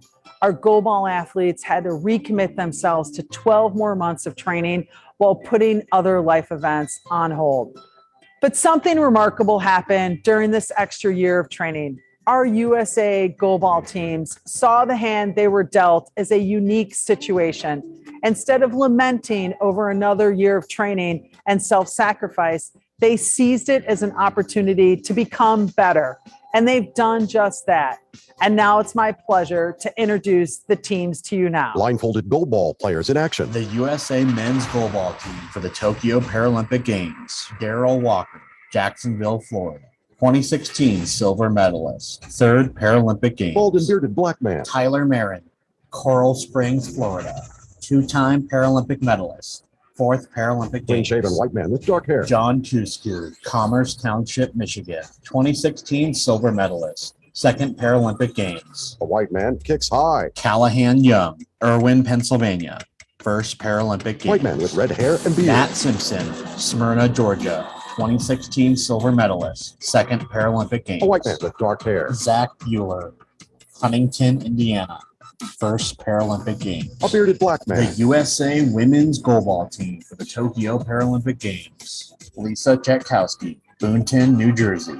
3-time Paralympic medalist in goalball. 6th Paralympic Games. A red-haired white woman. Amanda Dennis, Peachtree City, Georgia. 2016 bronze medalist. 3rd Paralympic Games. The white woman smiles and waves. Mindy Cook, Columbus, Ohio. 1st Paralympic Games. White with blonde hair and glasses. Mary Bai Hooking, Salt Lake City, Utah. 2016 bronze medalist. 2nd Paralympic Games. Asian with light hair. Eliana Mason, Beaverton, Oregon. 2016 bronze medalist. 2nd Paralympic Games. White with long hair and glasses. Asia Miller, Portland, Oregon.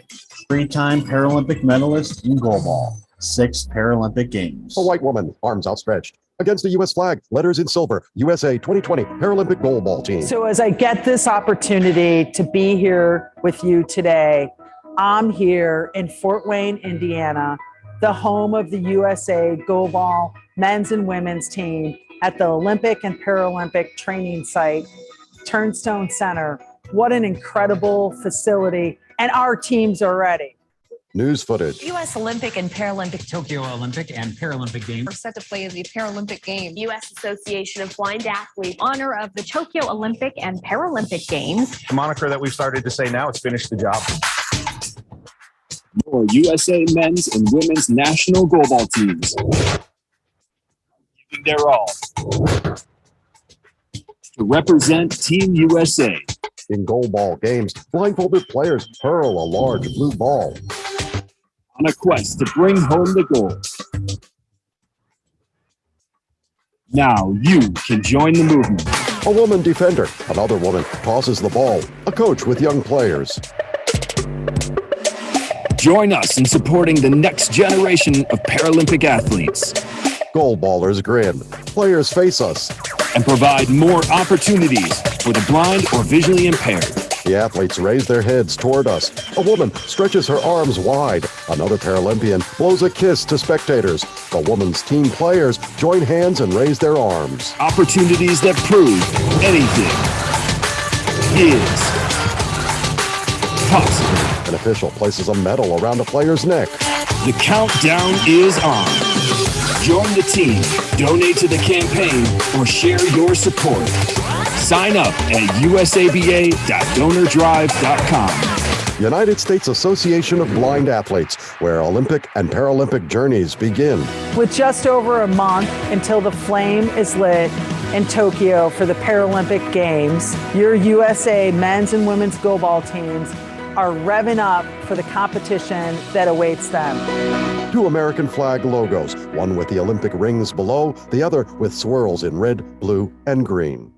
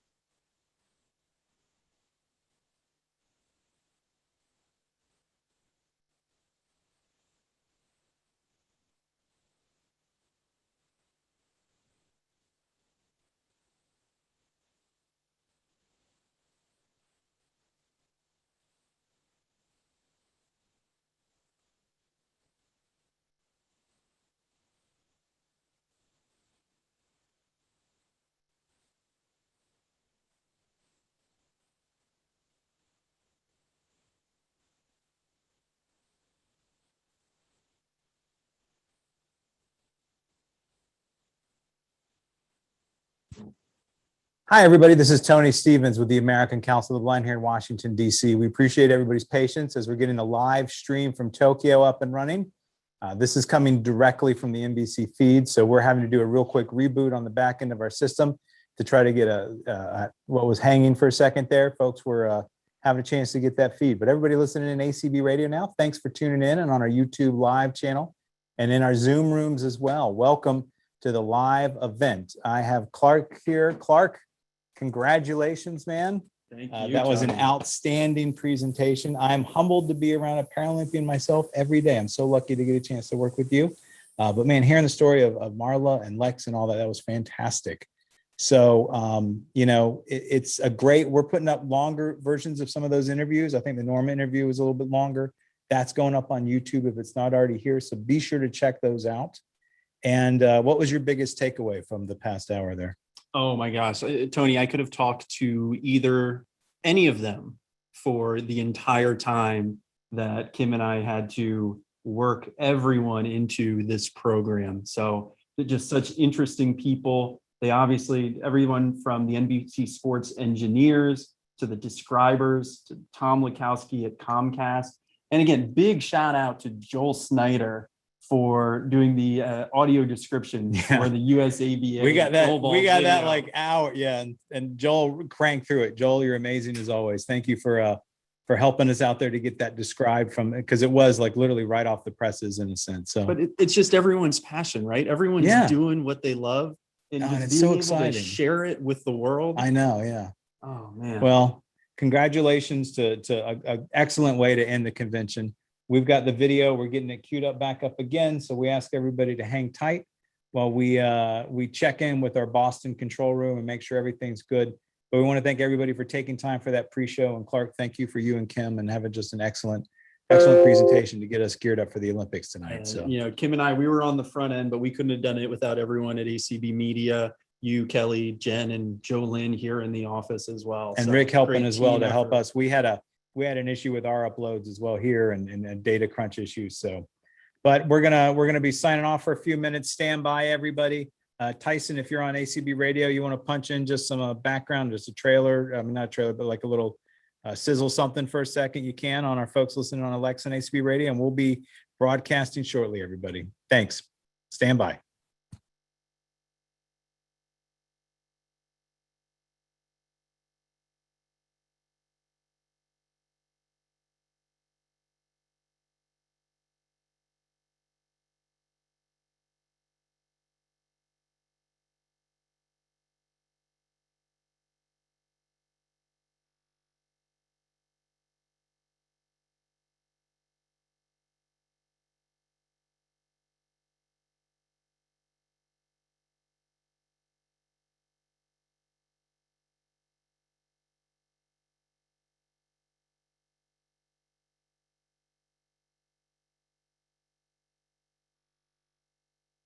All right, everybody. Hi, this is Tony again, as we're just getting ready again and checking in with Boston. So as folks can imagine, there's a lot of moving pieces. We had a chance to hear from Tim with NBC itself. Every competitor has a civilized side. Working in the back end of the Olympics right now. as Sides we come speak. together.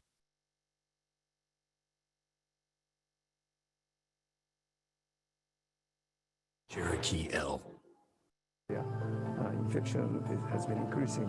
This, Dr. Shimada. only a fifth of the population has been fully vaccinated. There are 3 or 4 People receive injections. pharmaceutical companies which capable of developing vaccine.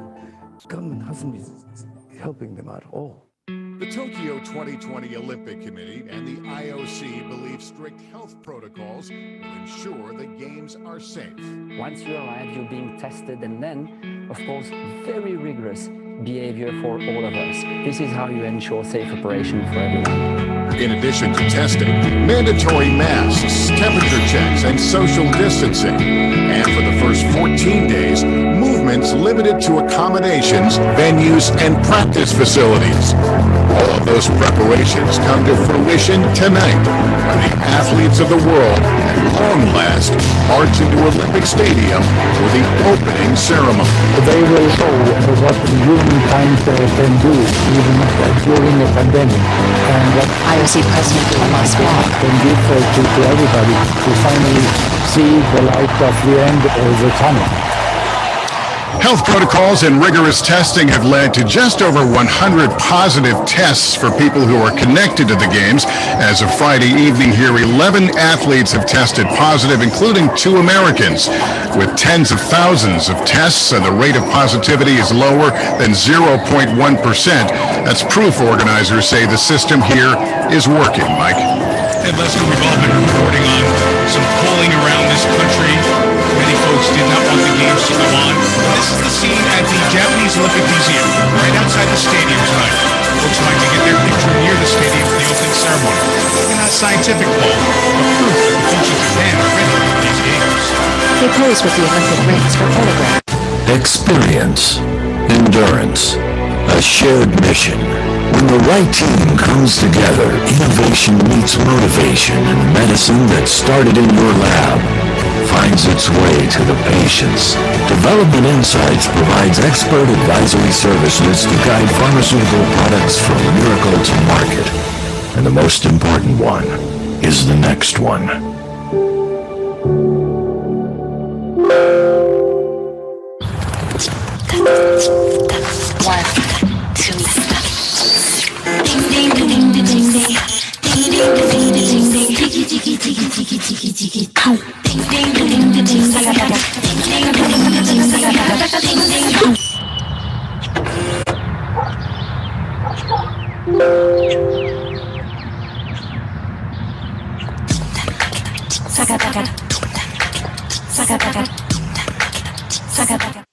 'A lot of people hear Shaun White and think of wild hair and big air. But there's more to me than that. Extreme sports are a huge part of my life, but they're just that, a part. But I'm not always looking for some high-octane athlete fuel. Sometimes I just want something that tastes good without feeling guilty. Part of living a healthy lifestyle is balancing what's healthy and what's living. We could all stand to crave something better. The all-new Honda Civic is designed to move you. In fact, Car and Driver has called the Civic more fun to drive than top competitors, because in their performance testing, the Civic was the quickest around the track, with more power and sharper handling than its rivals. The all-new Honda Civic, built for all kinds of fun. Get a great deal on the Civic. Contact your Honda dealer today or shop online. You deserve a car that thrills you. A car that puts goosebumps on your goosebumps. This is the new Nissan. Here's Mary, and here's Patrick. Mary is leaving for a new job opportunity. Patrick is leaving to start his own company. They're closing down their computers, saying goodbye to coworkers, and packing up their desks. But what else are they taking with them? Which one of them is creating insider risk? They both are. Everyone creates insider risk, sometimes with malicious intent, and sometimes without even knowing it. Stop data from leaving your organization with Code 42 Insider.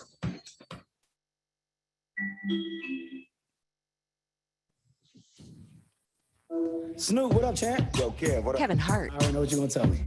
Kevin, I want you to be my co-host because I just fired Martha. Snoop Dogg laughs. You NBC. They want us to host the Olympics, cuz. What do you mean they want us to host the Olympics? Me and you. Well, I don't have time to train for that. How am I supposed to do that? Stay ready, you ain't gotta get ready. Maybe we should probably get some prep in, man. I don't need no prep. I'm Snoop Dogg. Okay, all right, cool. What up? All right, I'm gonna ride with you then. This is gonna be good. They picked the right guy. Yeah, love you, boy. All right, man. Yeah, Snoop man. Dogg makes a face. I have to handle this all by myself. I said I love you. I heard what you said. Olympic highlights with Kevin Hart and Snoop Dogg. Like they've never been seen. Kevin Hart and Snoop Dogg, their show on Peacock, just one highlight of our unprecedented coverage on the networks of NBC between now and the closing ceremony. The Olympics are always on. The athletes of Team USA assembling for the opening ceremony tonight. For more, let's go to Michelle Tafoya. Well, Mike, it is a high honor for an Olympic athlete to be named the team's flag bearer and lead their delegation into the opening ceremony. And tonight, that distinction belongs to two people, legendary basketball player Sue Bird and baseball team member Eddie Alvarez. Bird is a four-time Olympic gold medalist and four-time WNBA champion. Earlier this week, it was fellow Yukon Husky Diana Taurasi who delivered the news to her 40-year-old teammate, Bird, who is playing in her fifth Olympic Games, was voted by the American delegation to carry the flag. Bird bashfully hides her Alvarez face. is becoming the 11th American in history to compete in both the Winter and Summer Games. He won a silver medal in short track speed skating in 2014, then resumed his baseball career, reaching the majors with the Marlins last year. His teammates were emotional that Alvarez, the son of Cuban immigrants, will be representing the American dream. And at the game of baseball, which is making its return to the Olympic Games, is represented as well. And back home, both the Bird and Alvarez families will be watching with great pride and joy as their athletes lead Team USA into the Olympic Stadium just a little later on from now. Savannah? Michelle, thank you. And I'm glad you mentioned that Sue and Eddie's families are watching proudly back home. Sue's mom, Nancy, watching from her home in Long Island, watching with her boyfriend, Harry. She actually turned around from vacation to get back home so she could be here for this watch party and take a look at this. Eddie's family, his parents, his wife, Gabby, joined by a huge group at his brother's gym in Miami. That looks like a good time. Wish we were there. Yeah. Well, from New York to Miami and far beyond, Team USA represents so much of our country. And when we were looking for somebody to break down the numbers on the team, we had a pretty good idea of where to go. The wizard of the big board on election night, now at his very first Olympics, Steve Kornacki. Did you pack the big board for Tokyo? All right, can you believe it, Savannah? The thing fit on the plane. And let's put this big board to use here and break down Team USA by the numbers. And we're going to start with a big number here, 613. There are 613 athletes who make up Team USA at these summer games. And check this out, a majority of them, this works out to 54% of Team USA, a majority are women. So the most 329 represent any country at any Olympic Games in history. Another big number for you here is 16 military service members part of Team USA. That includes Army Reserve First Lieutenant Sam Kendricks. He's a good soldier. He's a pretty good athlete, too. Two-time reigning world champ in the pole vault. And as a pole vaulter, that means that Kendricks is one of more than 128 track and field athletes who are part of the team. You see the other sports that are well represented. By the way, a few more basketball. Swimming 53, rowing 37, basketball 28. 3, they're calling it 3x3. The U.S. women qualified there. Let's take a look here at a big map of the country. And the key number to keep in mind as I show you this is 46, as in 46 states plus the District of Columbia have at least one athlete who's part of Team USA. What state produced the most? This one shouldn't be a big mystery. It's the Golden State, the biggest one of them all, California. You see the other head with 126. What about colleges? A lot of these athletes played at the college level, play at the college level now. Which one produced the most athletes for this team? It's the Cardinal out of Palo Alto, Stanford University with 32. But that's a Pac-12 school. That's the big time. What about the small schools that get a chance at the Olympic limelight? A school like Livingstone College, enrollment 1,200, home of the Blue Bears in Salisbury, North Carolina, and also home of Quanera Hayes. She qualified for the U.S. track team in the 400, or you can go down to Atlanta where little Emory University is the Emory Eagles. Andrew Wilson becoming the first ever Division III swimmer to make the U.S. Olympic team. And one more number to throw at you, age. They say age is just a number, and you know who's proving that? Philip Dutton at 57 years old. He is the oldest athlete on Team USA. He got a bronze in equestrian 5 years ago. He's going for the gold this time. At the other end, Katie Grimes, 15 years old in swimming, the youngest athlete on Team USA. Although Mike and Savannah, not the youngest athlete at these Olympics. That honor goes to a Syrian table tennis player who is, I kid you not, 12 years old. Well, I kid you not. The Olympics were made for Steve Kornacki. I was just going to say, we might lose him to the Olympics forever. We're all about that. When we come back and look at one of the most popular teams here in Tokyo, Team USA's women's gymnastics squad. I'm in demand. I'm in command. I got the whole wide world in my hands. Has a new pack. That dream is real. Oh, wow. Team USA women's gymnastics, the most dominant in the world. Watch out, Tokyo. Team USA.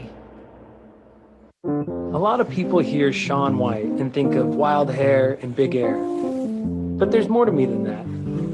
Extreme sports are a huge part of my life, but they're just that, a part. But I'm not always looking for some high-octane athlete fuel. Sometimes I just want something that tastes good without feeling guilty. Part of living a healthy lifestyle is balancing what's healthy and what's living. We could all stand to crave something better.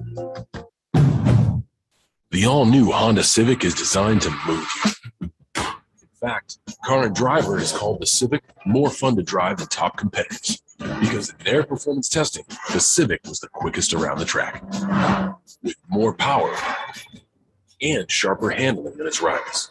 The all-new Honda Civic, built for all kinds of fun. Get a great deal on the Civic. Contact your Honda dealer today or shop online. Our gene therapy surgery meant a blind boy could see. It was pitch black out, and I rode my bike home all by myself. Our clinical trial for a rare thyroid cancer reclaimed a life. It was basically untreatable, but you can't give up. And a woman who faced the unimaginable achieved the extraordinary. We're going to Tokyo! We care for our communities and change our world. These are the moments that make us. Mass General Brigham. Get moving with the Planet Fitness Black Card and check out all the perks. Like access to over 2,000 locations? You got it.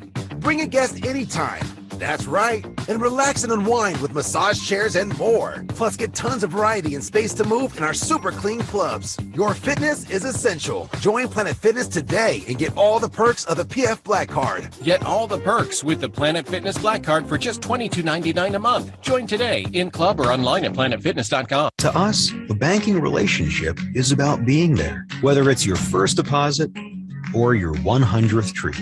Now and always, we're here for you.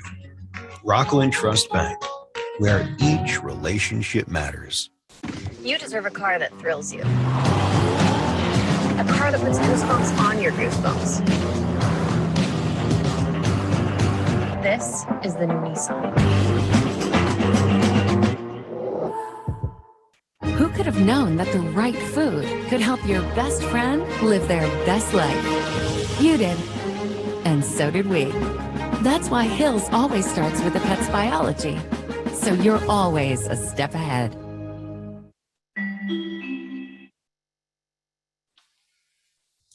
Moments away from the start of the opening ceremony, the game's 32nd Olympian. Well, training has already begun, including Thursday gymnastics. Simone Biles, check this out, it's already gone viral, working on a walk routine that's never been done. International competition, the Yurchenko double pike pulls it off at the Olympics. Does a back handspring Another into a double pike, after somersaulting twice and sticking the landing with a slight wobble back. Tokyo debut. Speaking of debuts, we're thrilled to welcome a new member to our NBC Sports and Olympic family, Maria Taylor. Maria, welcome to Tokyo and the team. Thank you so much, Mike. It's an honor to be a part of this team and the Olympic legacy. And speaking of teams with incredible legacies, U.S. women's gymnastics has won back-to-back gold medals, and they're the favorite once again here in Tokyo. So let's meet the four gymnasts aiming for an Olympic three-peat in the team competition. Ladies and gentlemen, let me introduce to you. Then strike poses. Simone Biles sits. All of the women interviews. Meet the team. Simone Biles. She needs no introduction. The most stunning athlete I have ever seen. You already know the GOAT. Go ahead, Simone. Take a bow. It's crazy. Never in my wildest dreams did I think I would have a skill named after me in gymnastics. And now I have 4. And that's history, folks. Absolutely spectacular. She flips, dismounting like the Banners theme. To share the shine with a trio of newcomers looking to continue an American dynasty. Attention, people, y'all get ready. I don't think it's really said it. Grace McCallum. I'll be at the Olympics representing the U.S. I mean, it's kind She's from Minnesota. real to me. Let me introduce to you. That's Grace. It all started with the parents couldn't keep her from climbing their furniture. On video of her performing as a child. A little bigger than that living room. And we're going to tell you all about Sue and her father and the community she represents. But for now, just know she's as steady as they come and poised for multiple medals here in Tokyo. When someone does say that I'm not like capable of doing something, I want to like prove them wrong. Now feels like victory. Jordan. Named after, yeah, that one. And here's crosses for Michael Jordan's dunks. Years ago, but then started training with the GOAT, and Biles and Childs was born. more of sisters than bridesmaids. All the hype and all the energy that we get from each other, cheering each other on. She's a rock star. Wow, just incredible.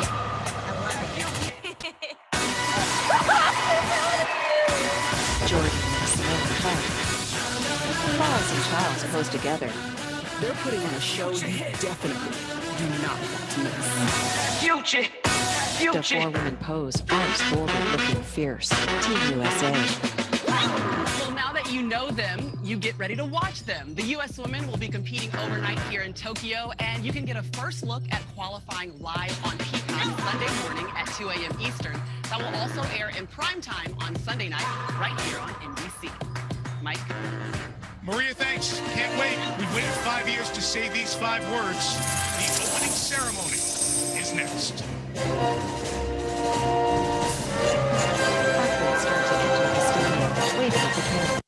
A lot of people hear Shaun White and think of wild hair and big air. But there's more to me than that. Extreme sports are a huge part of my life, but they're just that, a part.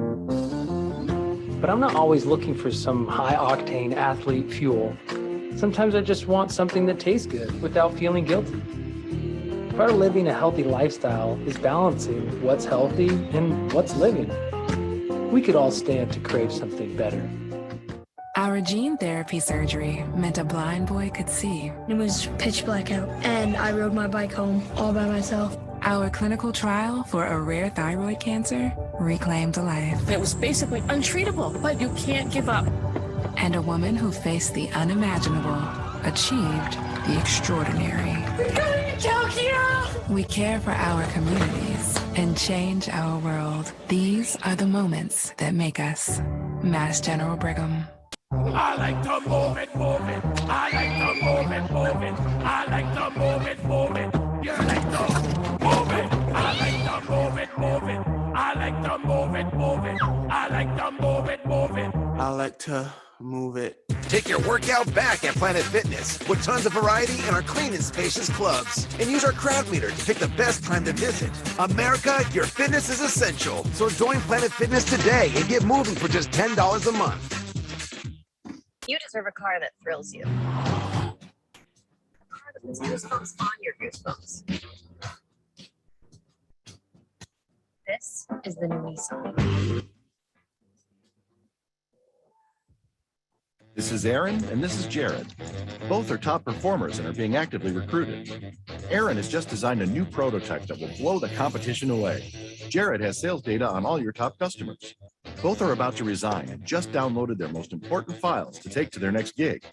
Which one is creating insider risk? They both are. Everyone creates insider risk, sometimes with malicious intent, sometimes without even knowing it. Stop data from leaving your organization with Code 42 Insider. My dream is to be the best 800-meter runner.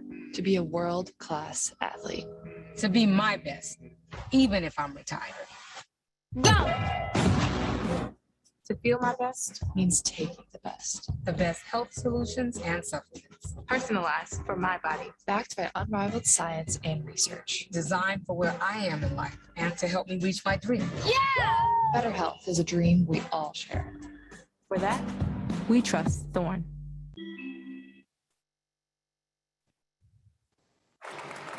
So after the 5-year wait, now the reality.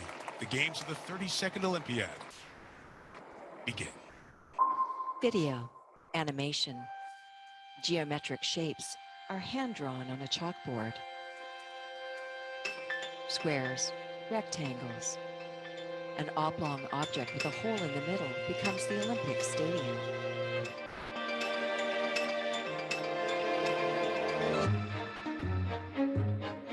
Animation. We see the green field and the track, inside the stadium, and descend toward the field, diving into the air. We move through the dirt, past rocks, earthworms.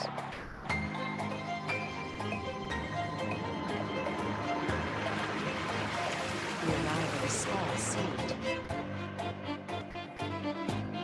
It begins to move. A tiny root emerges. Back to live action atop the field, a lone female athlete kneels on one knee, her right hand pressed to the ground. She stares at her hand as she stands, casting a long shadow behind her. It becomes a growing root. Two sprouts emerge as a seedling continues to grow. The athlete walks forward and begins to jog. On video, flashback to 2013. Tokyo wins the bid for 2020. Tokyo. The 1,000-foot-tall Tokyo Tower lights up. We move forward through the years in a montage. Athletes from all sports train. They compete in Rio.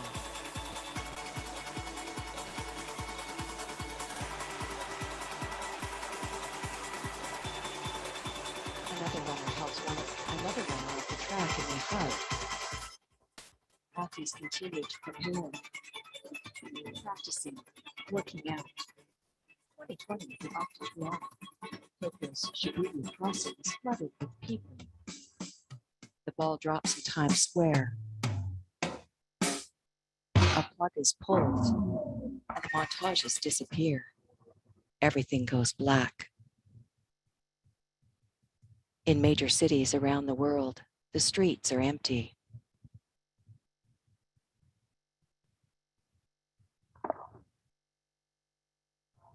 Athletes work out in the shadows. Alone, they train.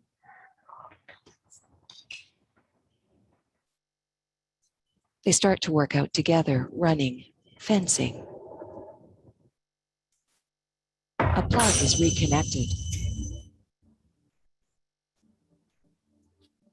Athletes are working out at home, in their living rooms, outdoors, on their beds, in backyards beside picnic tables. Hopeful fans stare up at TVs. A young athlete walks toward us and past us. We see his back as he joins other athletes in front of the towering stone wall. Removing his coat, he wears number 21 on his jersey, which starts a countdown.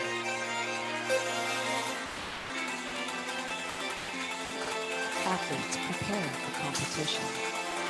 As the countdown continues, a diver puts on his goggles.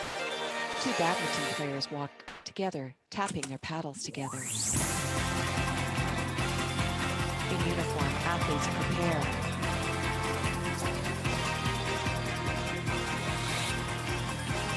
A soccer ball is kicked at the wall. A sprinter runs into the wall, crashing it. Rugby players charge. A baseball is hit at the wall, as is a field hockey ball. A golf ball smashes into the wall. A pole vaulter vaults over it. 10. The athletes continue to assault the wall with their equipment and weapons. They smash into it repeatedly. A karate player kicks it and a hole bursts open. The athletes step through. The stadium lights up.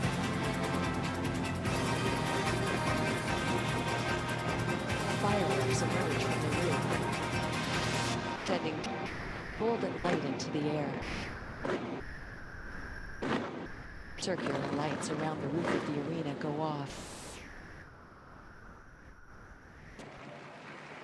Smoke hovers in the air.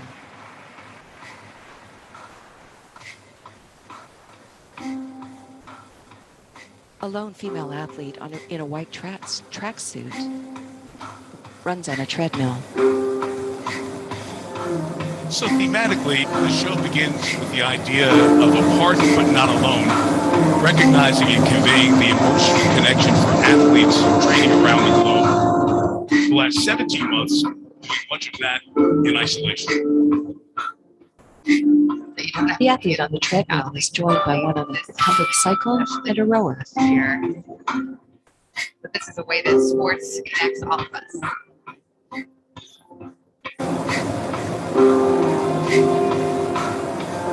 Other Other athletes in white tracksuits walk into the spotlight in the center of the room, between the athletes working out on their stationary equipment.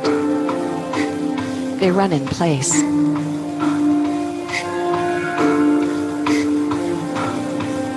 Colorful dots are projected onto the floor of the stadium. A woman mops her brow as she pedals her cycle.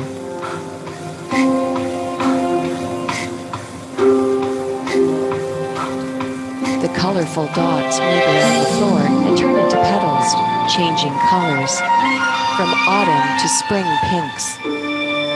They float around like blossoms.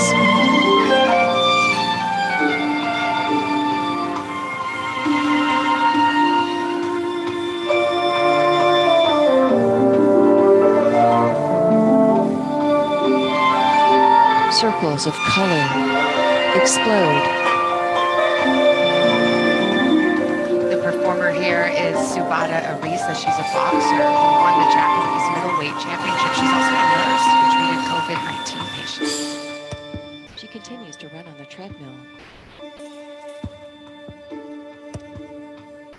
Concentric circles of light burst open on the floor.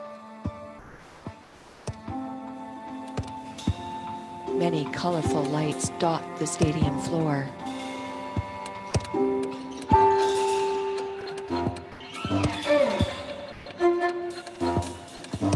The near-empty stands are washed in blue light. The variegated colors of the seats makes it appear as though there are people sitting in them, dotting the crowd.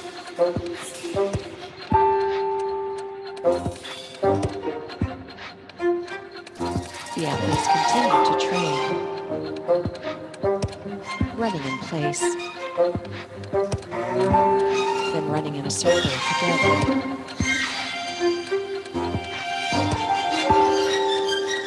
They spin.